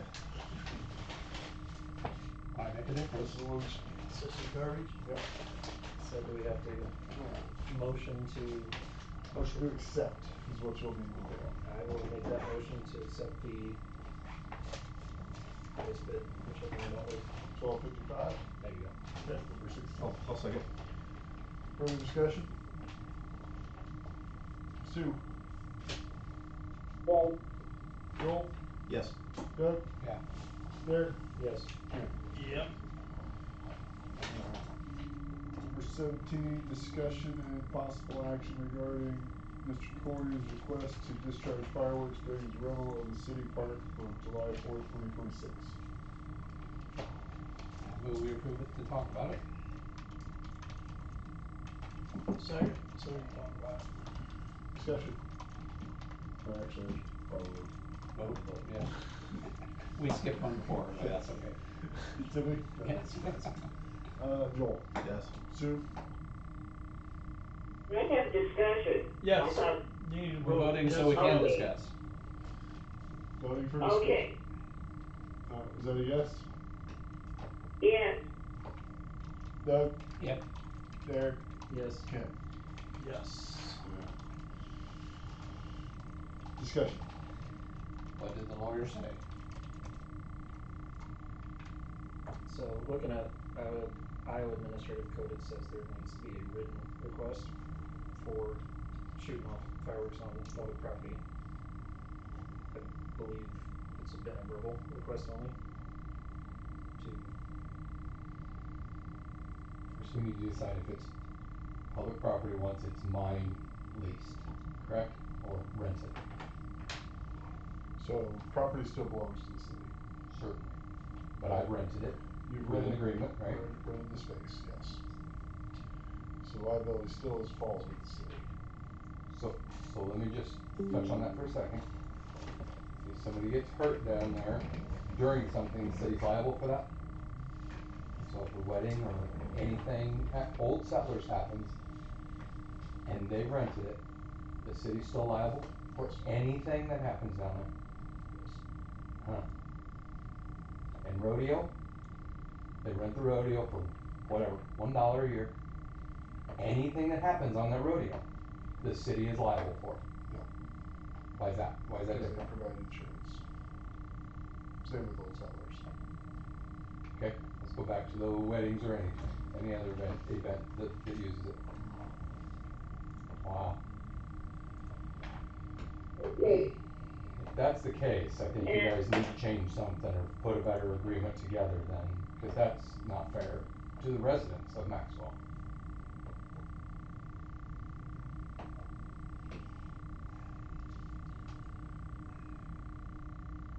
Do we have the information on their insurance, and is there a special permit required by the state for fireworks? No, the city has the ability to approve any issuance of permit for fireworks on their property. Okay, and have we seen their insurance to see how much it is for fireworks? I have not. Because they have to carry insurance. Did you go? I have not. I have not. Okay. He didn't check into any insurance. I have checked into it. I have not purchased anything. Is it, what rough idea, are you able to get, are they willing and able to insure you for fireworks discharge on Yes. city property? Yes. Well. The city property part's what's getting you. I guess I didn't specifically ask. I told him I would say yes, because like I said, I'm using the city park. So We need that before we can vote on it. We need to be assured that you have the insurance. But what's the difference with the 42 private properties around doing the same thing? They're on their property. That is. Then they are held responsible. That's the way the Iowa code is written. Well, since we've delayed this and tabled this, and we've put it to this point now, which I didn't think we were gonna get here, I just don't think I'm gonna bother. I mean, I think you guys put me in that spot, so. I put myself in that spot. I don't mean that. I mean, I'm in a spot. So the council hasn't decided anything yet. This is just discussion. Yeah. As of right now, they have an approval. Yeah. When they're discussing, it'll be approved. To be honest, I'm trying to do the right thing, I'm trying to do it safe, and I'm trying to do it in an open area where I feel like it's the safest and most. So even if you have. That has to be approved by the insurance as to where you had it. You can't have it at the adjacent soccer field over there because it's too close to housing. Agreed. You cannot shoot them off from there. That's why Old Settlers had to go up to the tree dump because of the proximity of houses. Those are different fireworks classes, Sue. Yeah. Those are class 3 and these are consumer fireworks, which are totally different. Yep. I'm not lighting off 15-inch mortars or whatever they're lighting off. Yeah. Can I make a suggestion to the amendment, or a amendment suggestion to the motion? Can we put a contingency on, once there's insurance, proof of insurance for coverage of this, You don't have to bother, I'm not getting insurance, Okay, not doing it. you're trying that. It isn't cost effective enough for me to do that, you guys. I'm already investing thousands in fireworks. Oh. I'm just not doing it, I'm just gonna do it in the neighbor yard. I'll just be honest with you. I have permission, I'm just gonna do it over there. And you wanna talk about being close to residents, that's what you're forcing me to do. I'm gonna be right amongst them all. And you're not forcing me, the situation is forcing me. I don't mean to put this on you guys, cause I understand where we're all at. I understand as well, and to be honest with you, I've loved fireworks, I've shot off a lot of fireworks personally. This law where you have to do it on your property really puts a lot of homeowners in a whole lot of risk. Yeah. You know, Yeah. I've lit off some small stuff in my place, it's not many feet to my neighbor's house, and that stuff goes up and comes back down, so. Yep. And it's burning hot. Yeah. I guess you guys know where I'm at. Trying to do it as safe as possible, and what have you, and I've committed too many things at this point. You've listed on here 13 areas that you're wanting to rent. Are you still wanting to rent all of them? Yeah, I'm still having my get together. I've got a band booked and paid for, I've got invitations out.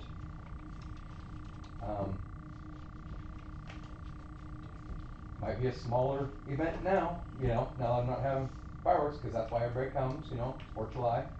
Everyone's come see fireworks. If not, they'll. And the $10 rental fee per 13 of the areas that you're wanting to rent? Yep.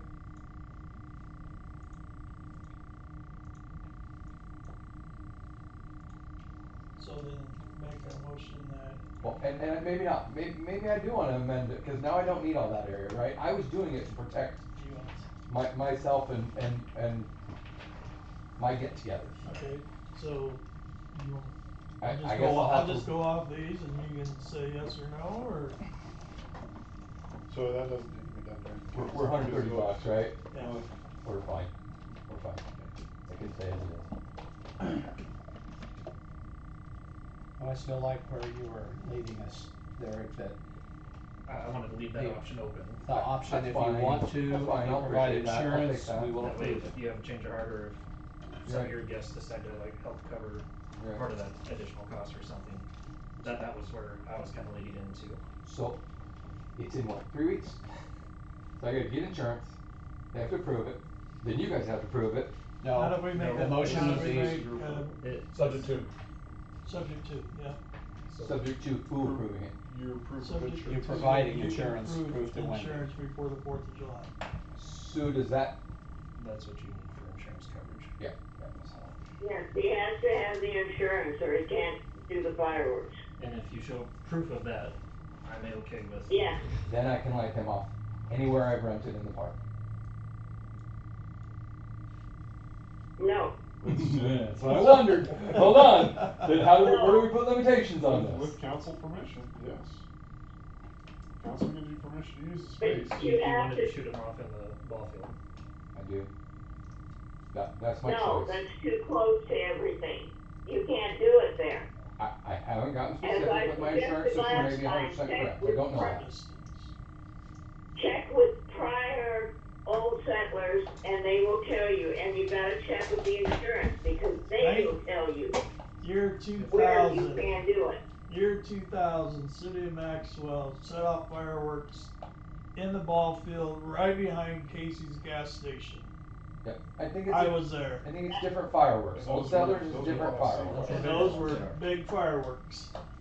And I know one of them landed in the parking lot. Don't say that. There are a lot It's in the of, there are past. a lot of changes to laws between 2000 and 2026. Yeah, for sure. For sure. They're getting legal. That's why I'm saying it needs to be current and we need to have proof. What?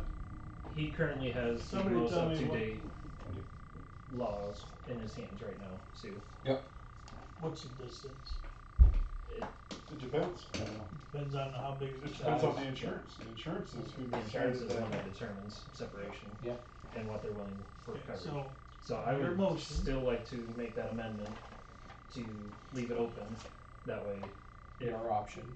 If Provide the he insurance, provides you're the good. insurance, and then I'm okay with him shooting off where his insurance deems acceptable.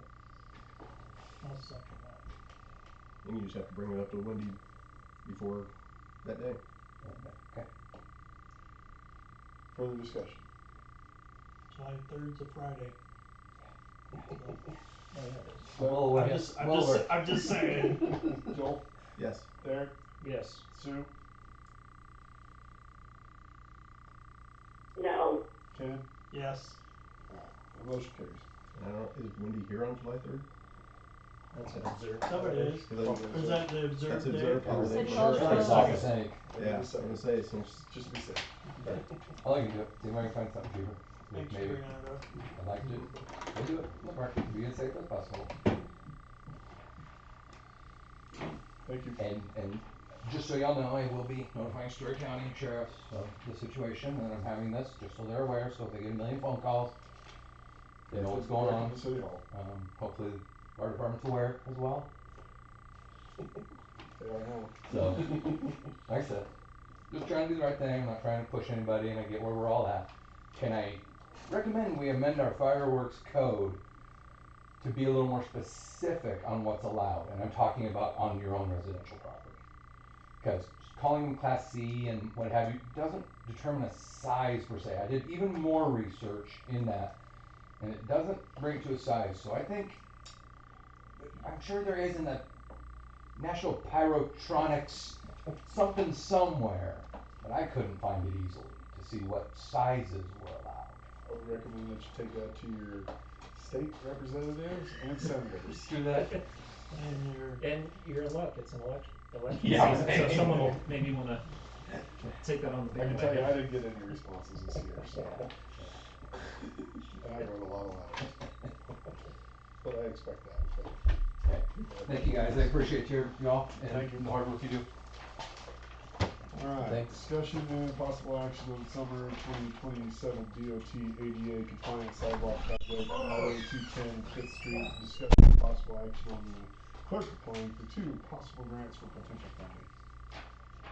I would like to make a motion to allow the clerk to pursue those 2 grant options that she detailed out for us. I'll second that. Thank you. Discussion? We Quick. have to vote first, we have to discuss first. Why are you throwing me off? Voting for the discussion? Yeah, you're right. Discussion. I wasn't gonna say anything, Yeah, but, almost gone. looking through some of that, we would potentially qualify for, oh, shoot, I should have kept up with my paperwork. One of the grants puts it almost to a T that would benefit economic growth by connecting down to Dollar General. It also connects to a, ADA facility, potentially looking at the, depending on how we word the grant, connecting the extension over to Rock Creek, as that is a not retirement village, but a. Senior housing. Yes, there you go, that's the words I was trying to come up with, sorry. Probably income dependent housing. That too. Which probably would have more points than vice versa.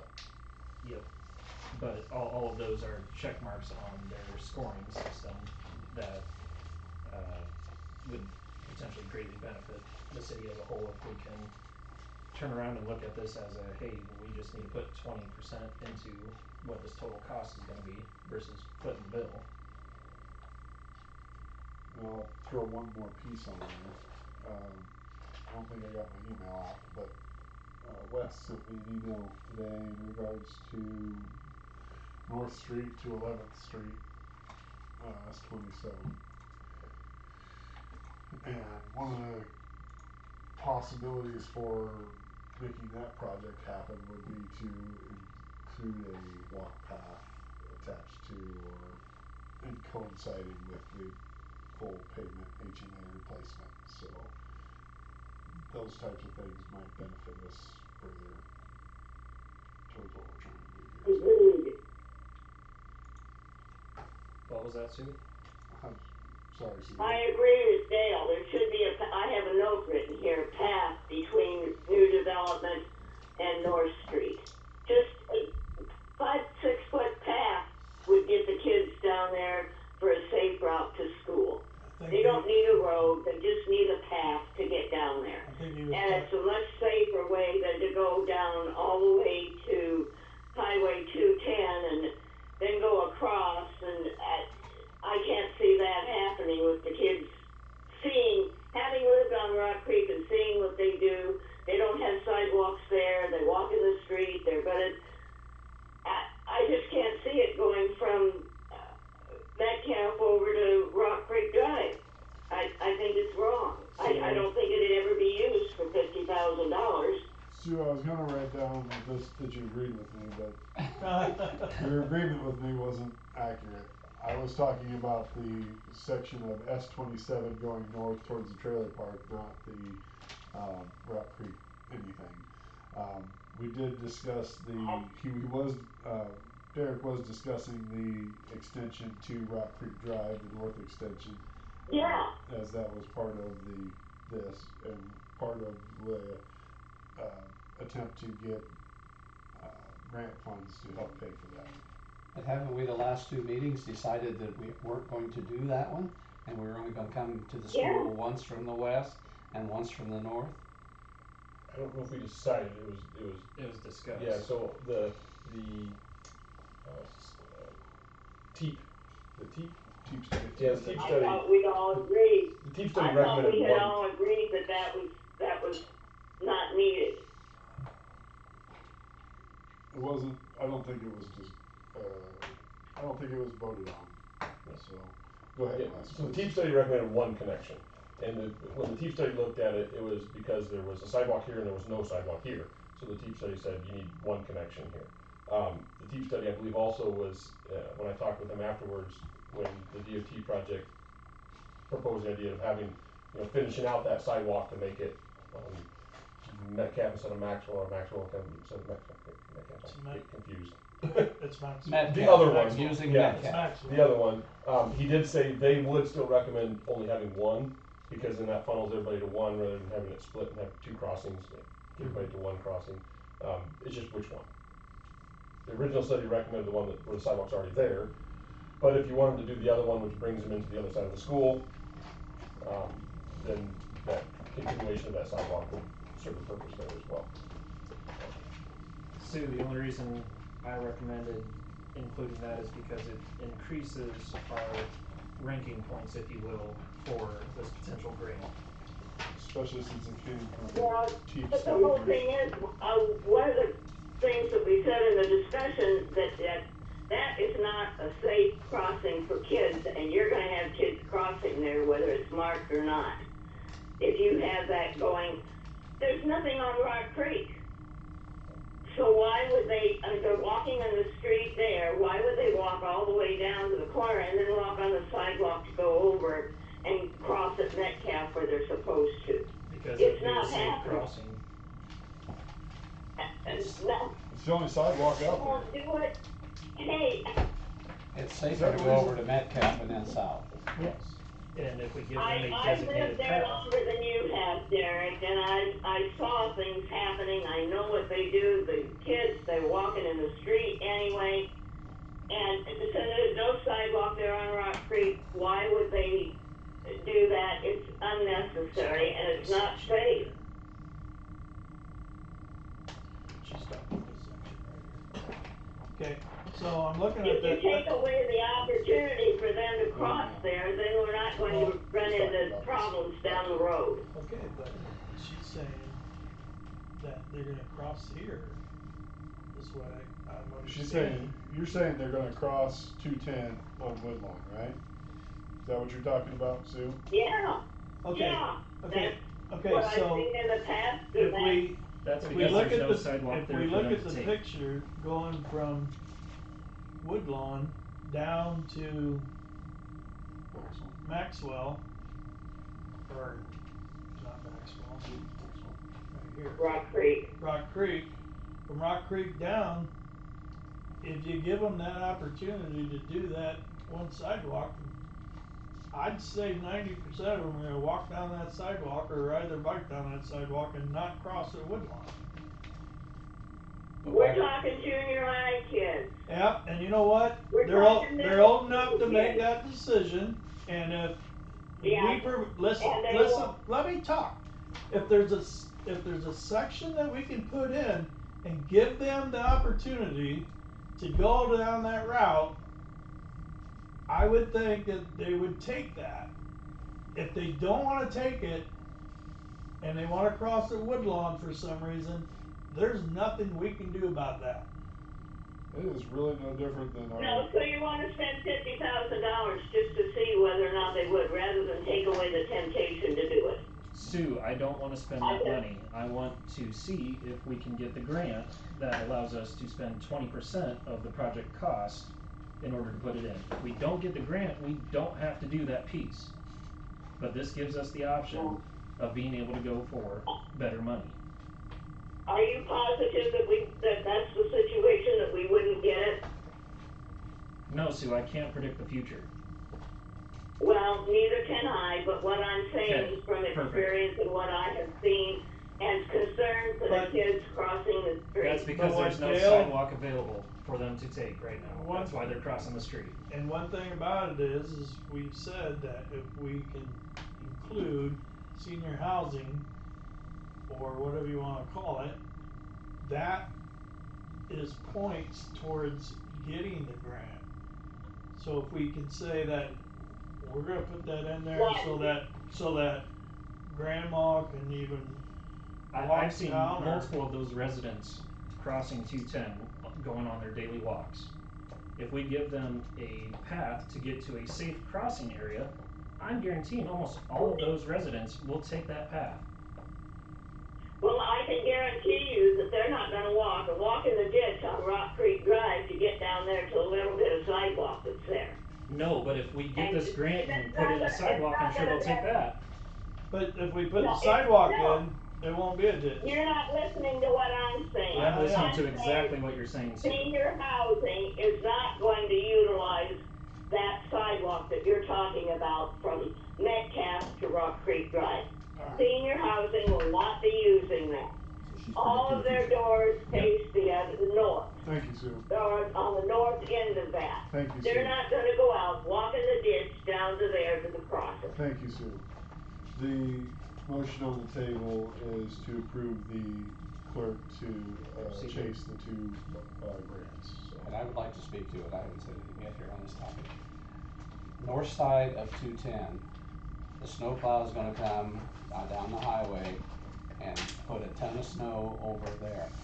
It drops off immediately, there is no north shoulder, nothing at all. So it's gonna take more than 40 or 50,000, I'm afraid, to build that up, excuse me, please. It'll take more to build that up, and then the city would have to maintain that, which would be an impossible task, or a difficult task, nothing's impossible, to keep the snow off of that. And I do think past practice makes a big difference. They aren't gonna walk east, west, when they've gone south for years and around the football field and to the school there. If we can get them over to Metcalf North before they cross 210, I think that would be more viable. That's all I think, thank you. The DOT engineering design included the build-up for the dirt work to be able to put that sidewalk in. That's why that stretch costs so much more. And maintaining it's gonna be a bear. It'll be the adjacent property owner's responsibility. So senior housing's gonna have to take care of that? Yep. That won't go over with a darn. No.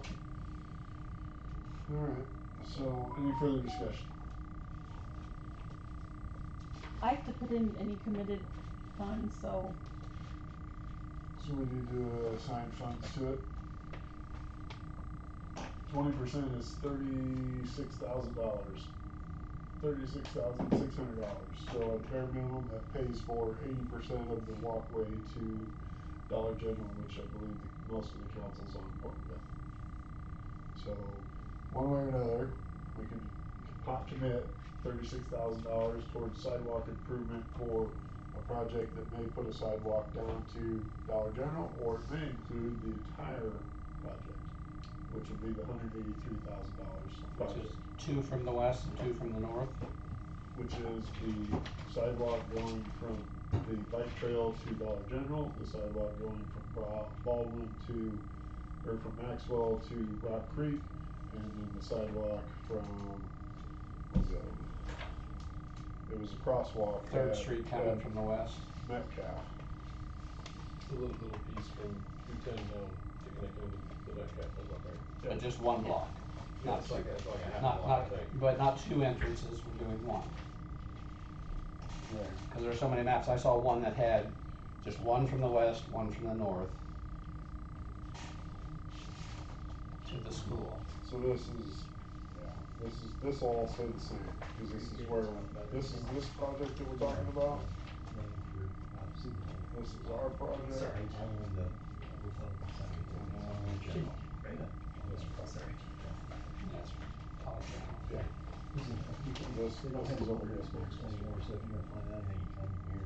This is the improvement on the sidewalk right here. It's only one crosswalk. Sure, we didn't skip over this one, we wanted to talk about it or not. That's only 12,000. Only. Why do this one when we got Metcalf already done? That's where I am. Okay. I'm back. Alright. So we're voting on Wendy forward with looking at getting a grant. And assigning funds if available.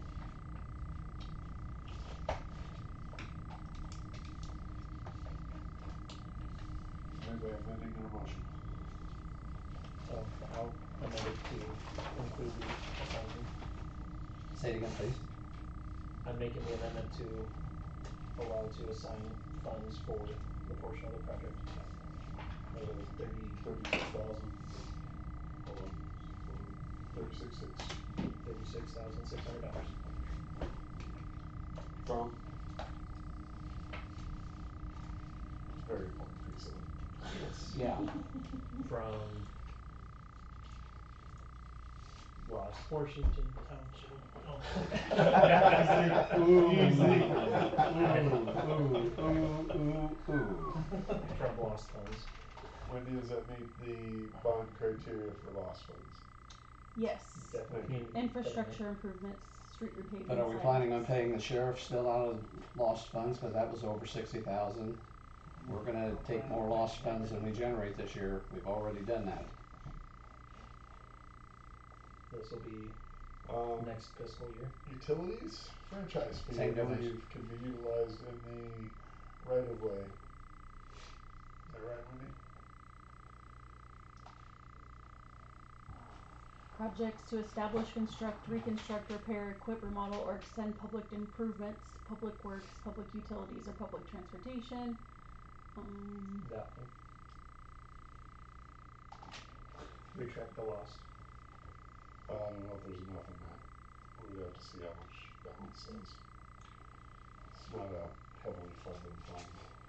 And the nice part about it too is if Alabama does decide to partner on their portion, that could be some of the funds that we use towards the grant. Cause it's outside monetary money that's allocated towards this project as well. So if we get the grant, you know, then I'm good, but if we don't get the grant, are we gonna go back and talk again about these sections? Or is it just gonna be assumed we're gonna do it anyway? So If we don't get the grant, $36,000 isn't gonna cover the whole project. I agree. So it's gonna have to be talked about. Okay, double checking. Yes. Double checking. No, if we don't get the grant, I don't wanna spend $174,000 or whatever it is. With you on that. Might have been 184, I don't remember the exact number, but. That's always more than it should be. That's where you start. Yeah, yeah. Wendy, do you have a balance of utility franchise fee? The expected for fiscal 27 is 23,750.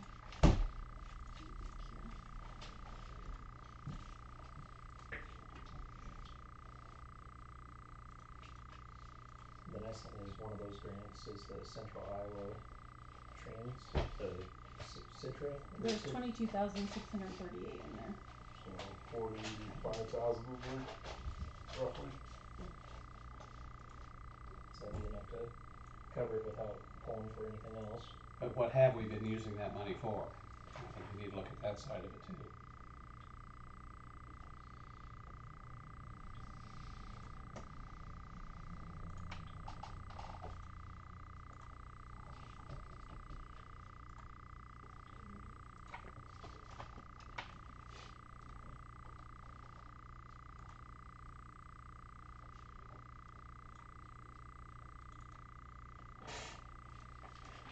Utilities been used for the sidewalk, $25,000 project for the past year.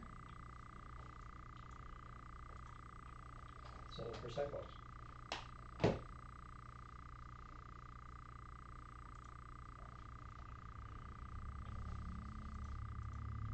You guys just recouped 16,000 of that earlier in the meeting, so. So that's going back in, so we'll have No, 61. takes 5 years to get it back. Oh. Yeah. There's a slow return on it. 20% of it, recoup it. Anyhow, my motion will stay with the franchise. Okay. Second. Further discussion? Sue? Not too, please. I'm in the middle of figuring something out. So, you're not voting? If you could come back to me, Okay. because I'm right in the middle of something. Joel? Yes. Doug? Yes, with the protocol that we're doing. Derek? Yes. Ken? Yes. Sue? I suppose yes, with the same reservations that Doug has. Alright, Wes? Nope. Oh, I'm sorry. Wishful thinking.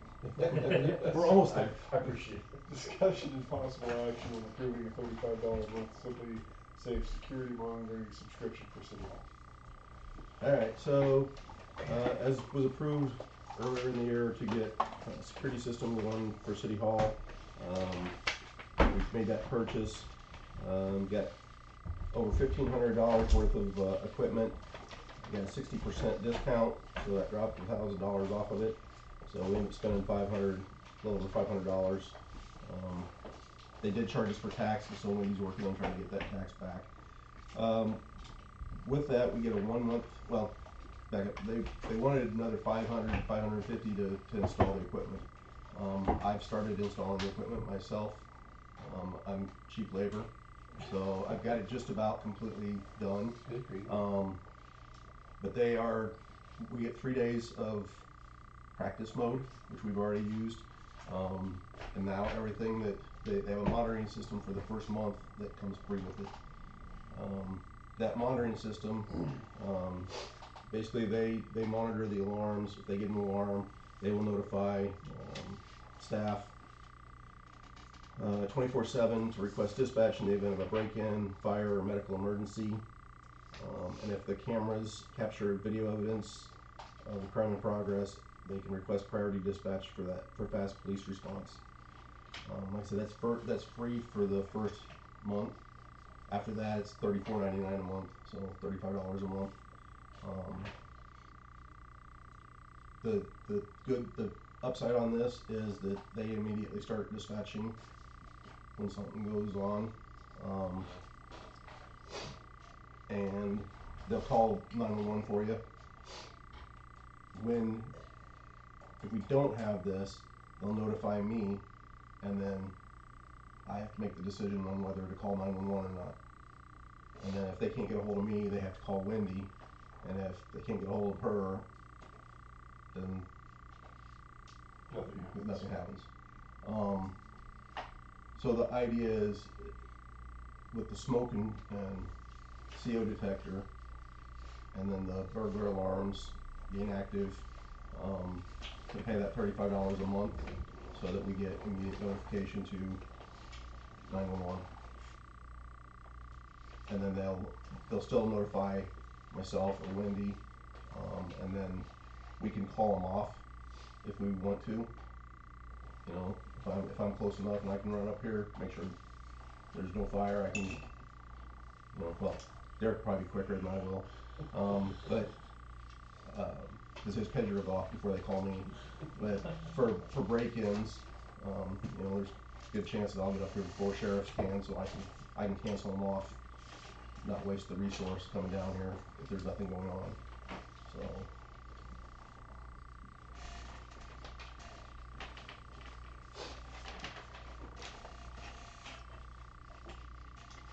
That's all I got. But we wanna do the $35 a month, continue that for a year. It's $420 for the year, is what I figured out.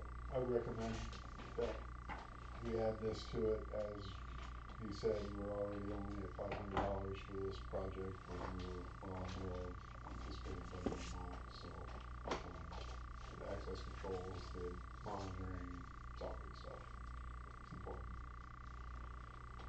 I would motion to approve this for a 12-month trial with it to see if we like it or not and be able to adjust as needed from there.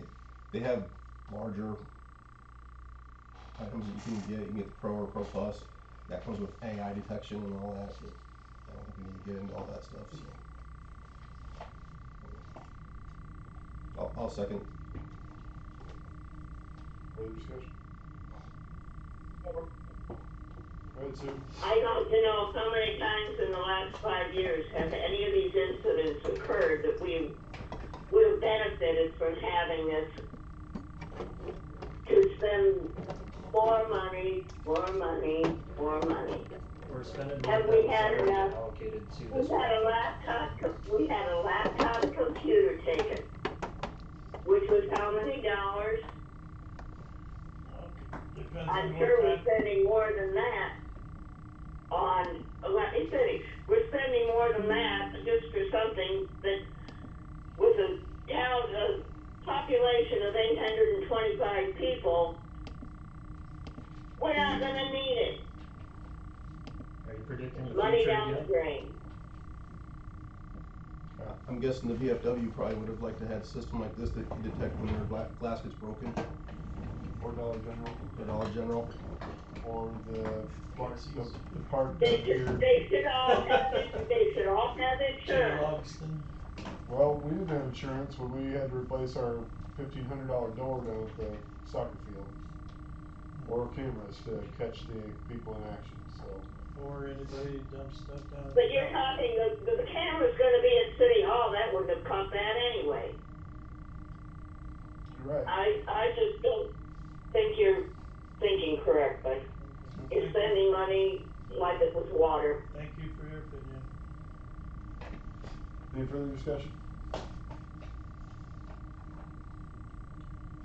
Doug? Yeah. Joe? Yes. Ken? Yeah. Sue? No. And Derek? Yes. Motion carries. Wes? Alright.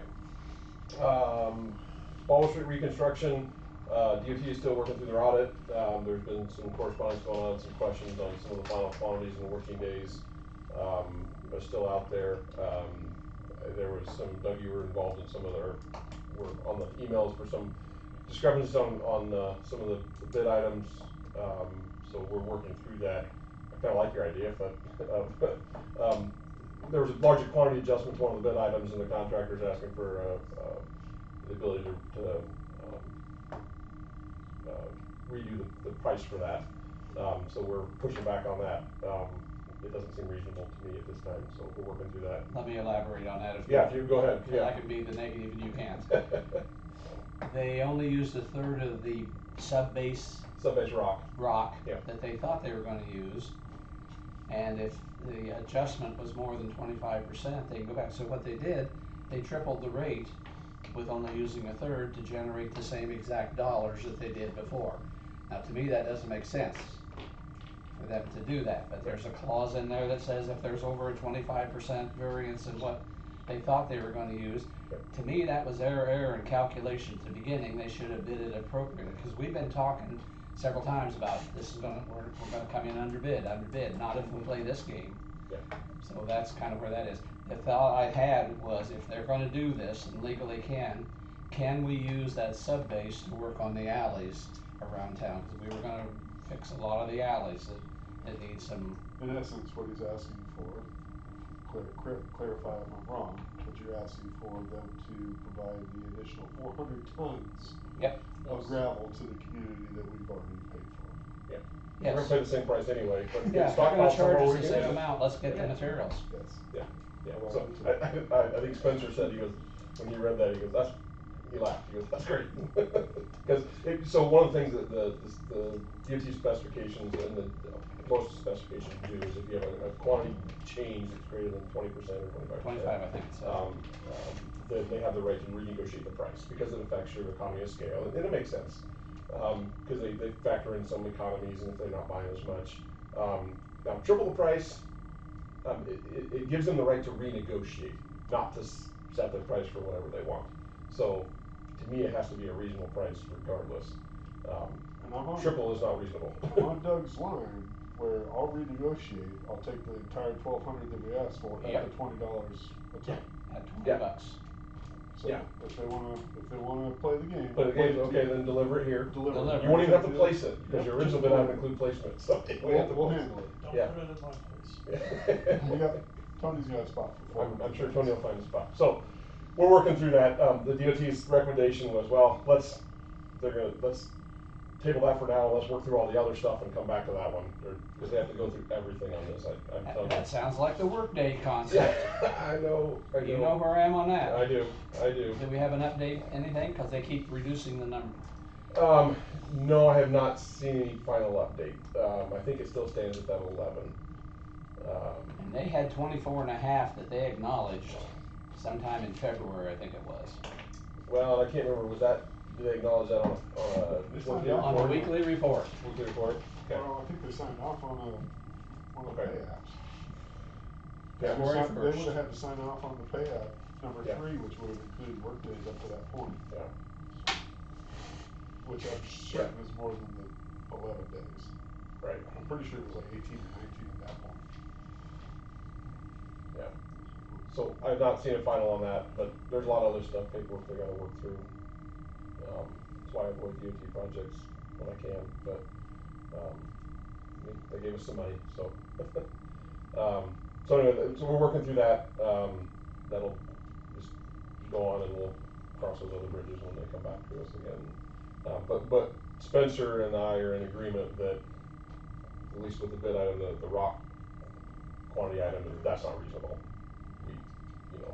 Give us a reasonable number, or let's propose something. Bring it. Yeah. The time that you and Spencer have spent since February of 25 is. Most of not- Spencer, I tried to stay off of, but It's yeah. not reasonable, No. but you have to discuss it here every Yep. meeting. Yes. That's true. So this is what we still pay for, We and need to these pay are it. our costs, so. Our legitimate costs. Yep. Yeah.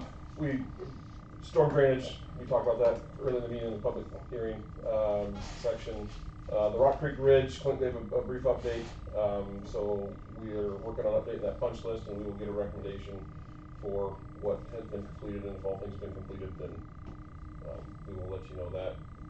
If not, we will provide them the updated punch list, and then they can do what's left, and when that's done, we'll check it and knock that stuff out.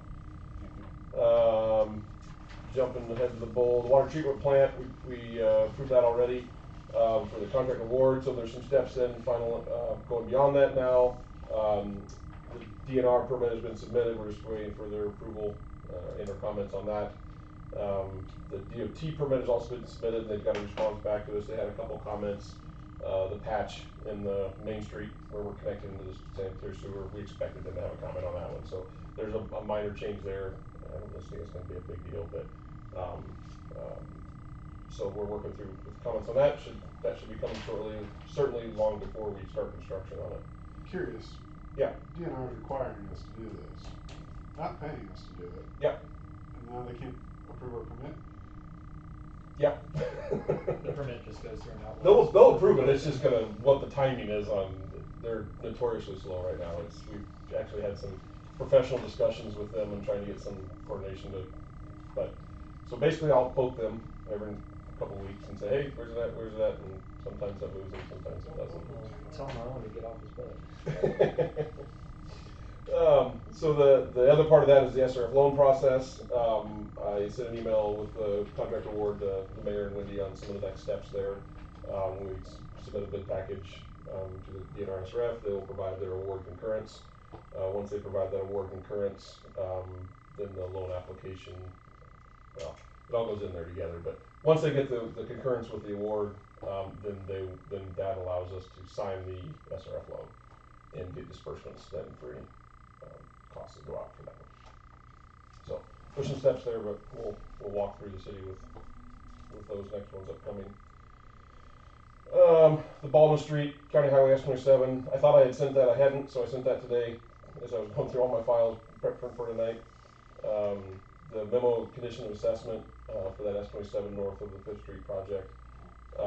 So Mayor has that, and he can share it as he goes forward. But he just got it today, so I meant to get it out, but I just got it out to you today, so I'll get it forwarded. But yeah, so so there's some funding aspects of that we're there might be potential out there. It was referred to earlier, some of the sidewalk adjacent to the roadway to potentially go out to the mobile home park, which might get us some funding to help do that. So I stop at 21.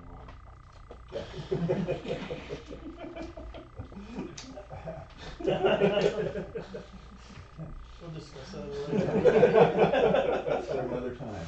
Yeah.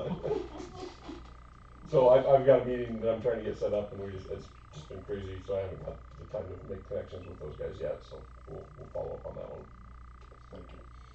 Army Post Road. Last month we recommended the roadway classification in order to get that to a low service maintenance road. I think that is our recommendation now. I told you last month it was kind of an initial recommendation. I've not heard any better idea. I like the idea. As an ordinance? I think it's the best way to do it. What I was not able to find, unfortunately, is a go-by for a low maintenance level B type road within city limits, because most people don't have those. So we have a strange condition here on an unused access road. So want to keep it. Where's that at? Army Post. Army Post. South behind the park. Behind the park, where you Okay. can take and get on. Is that where Vasey's lived back then? Yeah. Okay. We want to keep it open for bikes, but we don't want to maintain it because we don't have a road there. Well, that's a gray area then. Yeah, well, county helped us once. We got Darren's phone number. Sometimes just knowing the road grader guy sometimes gets you there. Well, that's what got him in trouble, so. Well, let's scratch that. I don't know if there's anything left to grade there now. I bought him a beer last week. So- It never helped. Well, you tried. So, yeah, that's one of those things where we can reclassify it as minimum maintenance. We don't have to maintain it or become responsible for accidents due to driving a vehicle. But it's in the city. It's in the city. Yeah. And we looked into the level B service maintenance road, but that's a county state designation, so it doesn't apply within the city. So we kind of have to make our own. Yeah, it's on you guys. You own it. Good. Yeah.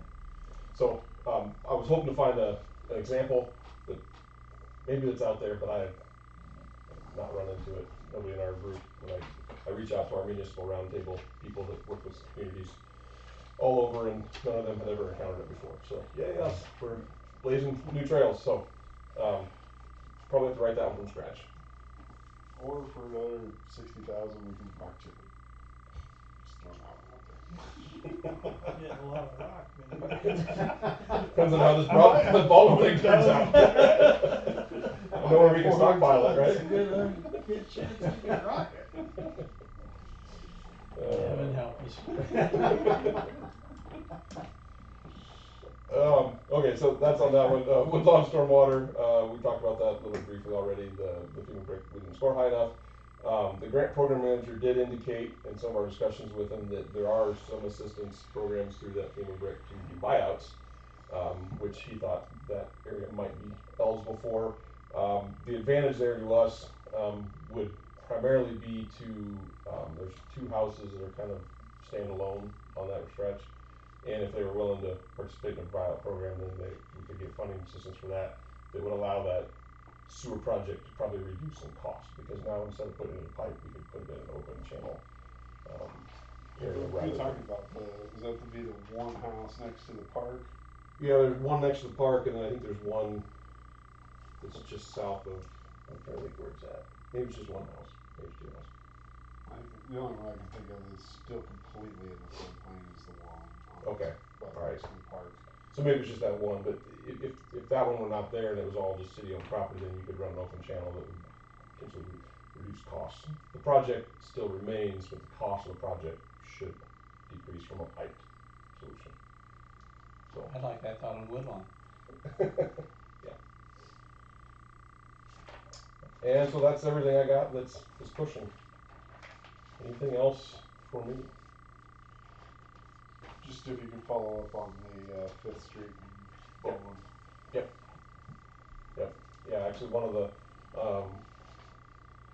finding some interest in a small project like that has been a little bit challenging, but I know one of the contractors that actually bid our, water treatment plant project. Better if he's already down there. Well, and I know he started up a new firm, and he was, real hoping to get this one, he's a good guy, but he does a lot of little stuff for among schools and things like that, so it might be something I'm gonna throw it his way, and say, hey, can you get that project, how about doing this other little one for us? And yep. so, especially with a new company, always helps to keep crews busy, so. So, we will follow up on that. Thank you, Wes. Yep, yep. Alright, Dick. Always first. Your letter A. Alright, so, last meeting, it was pointed out that I am on the fire department and EMS. I wanted to set the record straight with the actual Iowa Administrative Code reading from chapter 68B, subsection 2A. Why did you write that down? No. If I go to the right page, sorry. So, in here it says, prohibited outside employment and activities, conflict of interest. This is any person who serves or is employed by the state or political subdivision of the state shall not engage in any of the following conduct. There's a whole paragraph, I'm going to save you on that, but there's a piece that is very important that says this paragraph does not apply to off-duty peace officers who provide private duty security, or firefighters or emergency medical care providers certified under chapter 147A. I looked that up, that's just being a state registered EMT. Who provide private duty fire safety or emergency medical services while carrying their badge or wearing their official uniform, provided that the person has secured the prior approval of the agency or political subdivision in which the person is regularly employed to engage in the activity. That being said, I have been approved by the council to be on the department, so I am A-OK to vote for things as long as I do not benefit personally or financially. Thank you. Anything else? Nope. Sue? I just have a question. Okay. As to why Maxwell does not follow the county or the state ordinances. Because the county overrules the city, the state overrules the county. And if we modeled our ordinances after the state or the county, we would be in compliance with all of the state laws. So why do we not do that and do things so differently? There will be exceptions. But as a general rule, shouldn't we follow those ordinances? People would know more what they should and shouldn't do if we did that.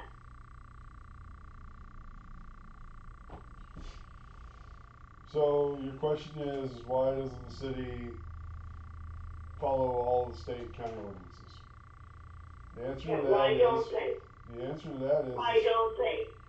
the answer to that is that the city has the ability to legislate their own activities. It was part of That's separate, fine, but if it's not in compliance with the state or the county, then we would we're in be, trouble anyway. then I would be overriding or vetoing it unless it was something I was unaware of, and in that case somebody would need to bring it to my attention so that I could address it. We are currently in the process of codification, which means that our code of ordinances is reviewed against the state code to ensure compliance within the state code. So your There's so statement, many of them. could I finish, please? Your statement that we are not in compliance with the state is inaccurate. Well, not according to what I have read from state ordinance. Okay. There have been several incidents that we are totally different. All right. Do you have examples? Oh, you wouldn't believe all the examples that I've got, but You're right. I won't believe them until you provide them to me written. Once you provide them to me written, I will review it them. would be ignored just like everything else I say. Okay.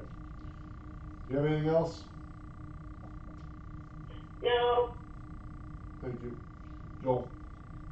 One thing I would like to try and find out is if we can call our insurance and let them know that we now have an alarm system. See if we get To see if discount. we get a discount, because sometimes insurance companies do offer discounts. So, I mean, if we get a discount on our insurance premium that covers the cost of the monitoring, then it's a win, so. Thank you.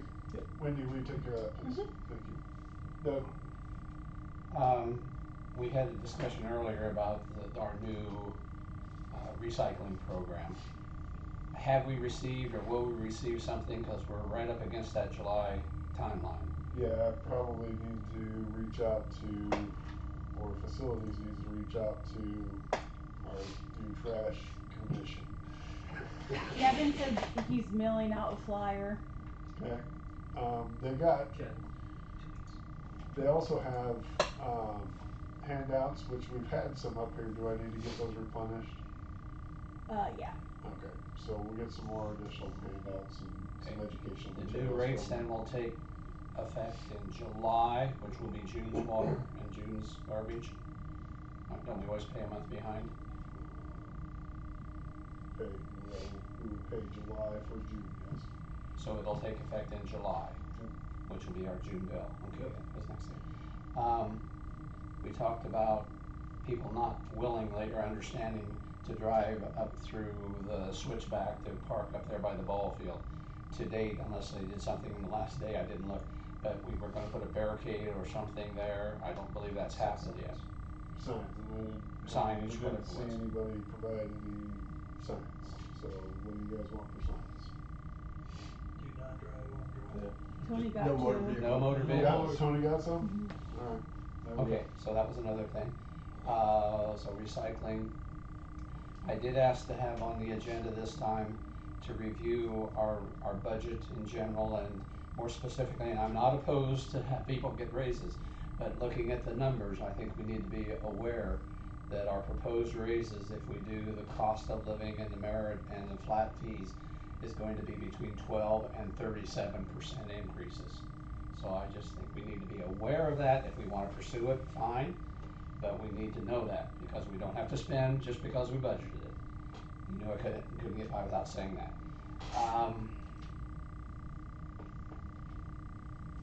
I believe that is it. Thank you. Ken? So, it was brought to my attention when we were talking about getting these new mowers and stuff that, apparently. I didn't order it? Huh? I didn't order it? No, you're right, I didn't, Okay, you haven't ordered it yet? for a reason, Okay, cause I don't have any money allocated for this Okay. fiscal, but go ahead. but that's not, Okay. that's okay, but that's not where I was going with that. Alright. Okay, so, it was brought up by one of the city employees, how come we don't have schedule of when we purchase equipment? So, for example, dump trucks, snow plows, fire apparatus, could be computers, could be whatever is an asset to the city. So, I will look into making something like that. I have looked into, an Excel spreadsheet that,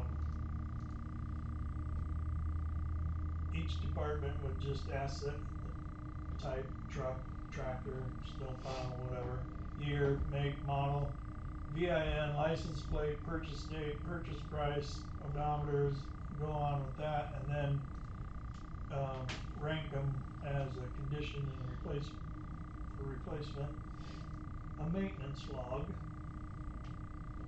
and maintenance cost, capital replacement forecast, and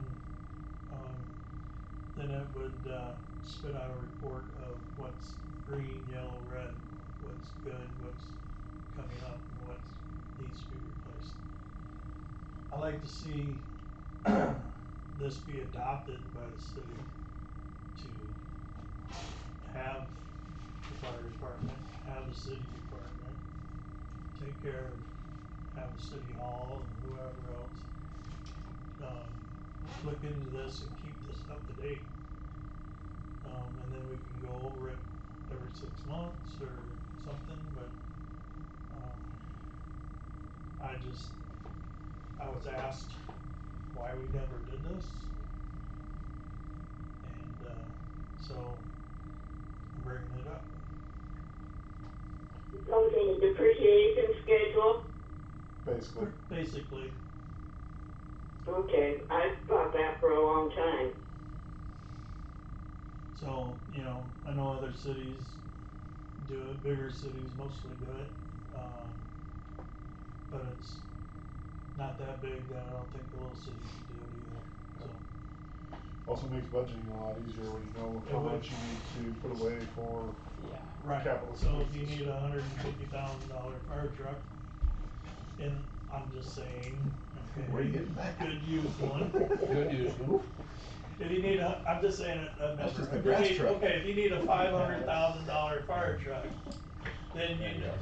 That's still a used one. A used grass truck. That's right. Then you know that in 10 years, you need to save 500,000, so you should be putting $50,000 Being away. able to So- utilize the spreadsheet as a strategic plan of replacement costs. Yeah, so when it comes budget time, we know where to do that.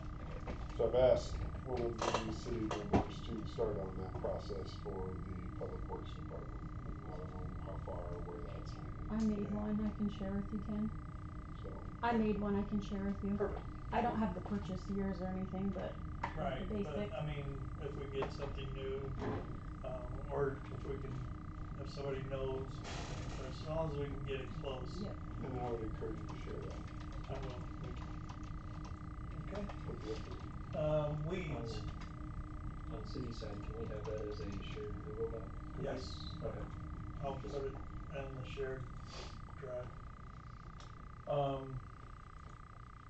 Weeds.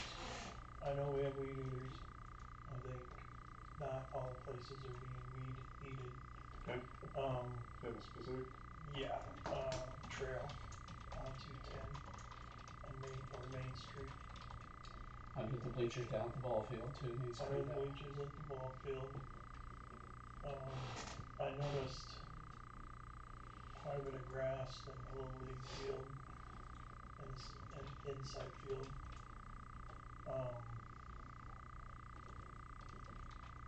And spraying or whatever.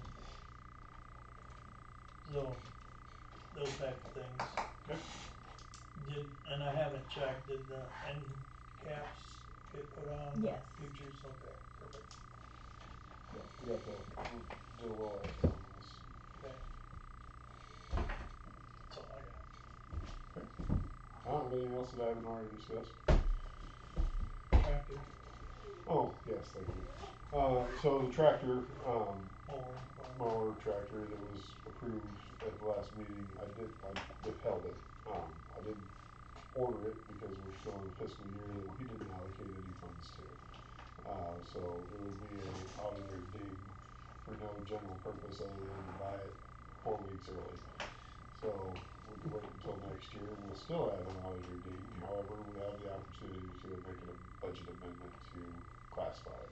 Also, with that, lost funds probably doesn't meet the requirement to pay for that tractor. So, we'll probably just add that to next month's agenda, Wendy, to review a reallocation of where those funds are gonna come from, because lost doesn't meet the bonding requirements.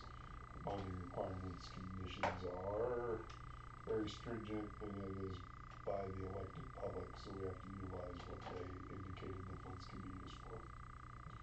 And while you can make a strong stretch, it's only a strong stretch, and I try and stay a little further, closer to not a far stretch, so. Yeah. Was that money that the county said that they never gave out because nobody applied for it, and then now giving us a second Round chance? two, Round or two, is that 80,000. something that can be used for? It meets some of their qualifications for it. Meets some of the qualifications for it. Wouldn't hurt to try. And if you want me to ask Wendy to do it, she's probably gonna hate me, but we can try. I can She's help nodding you. her head yes that she's hating me. I can help. That's what she's nodding about. I can help you. Okay. I have to get it in by 7/6, and I'm gone all next I week. think it's the 17th, right? And you're gone all week? I'm in class next week. That's right. Okay. You have until July Thanks, 6th. Carrie. You have until July 6th. Alright. So, I think that,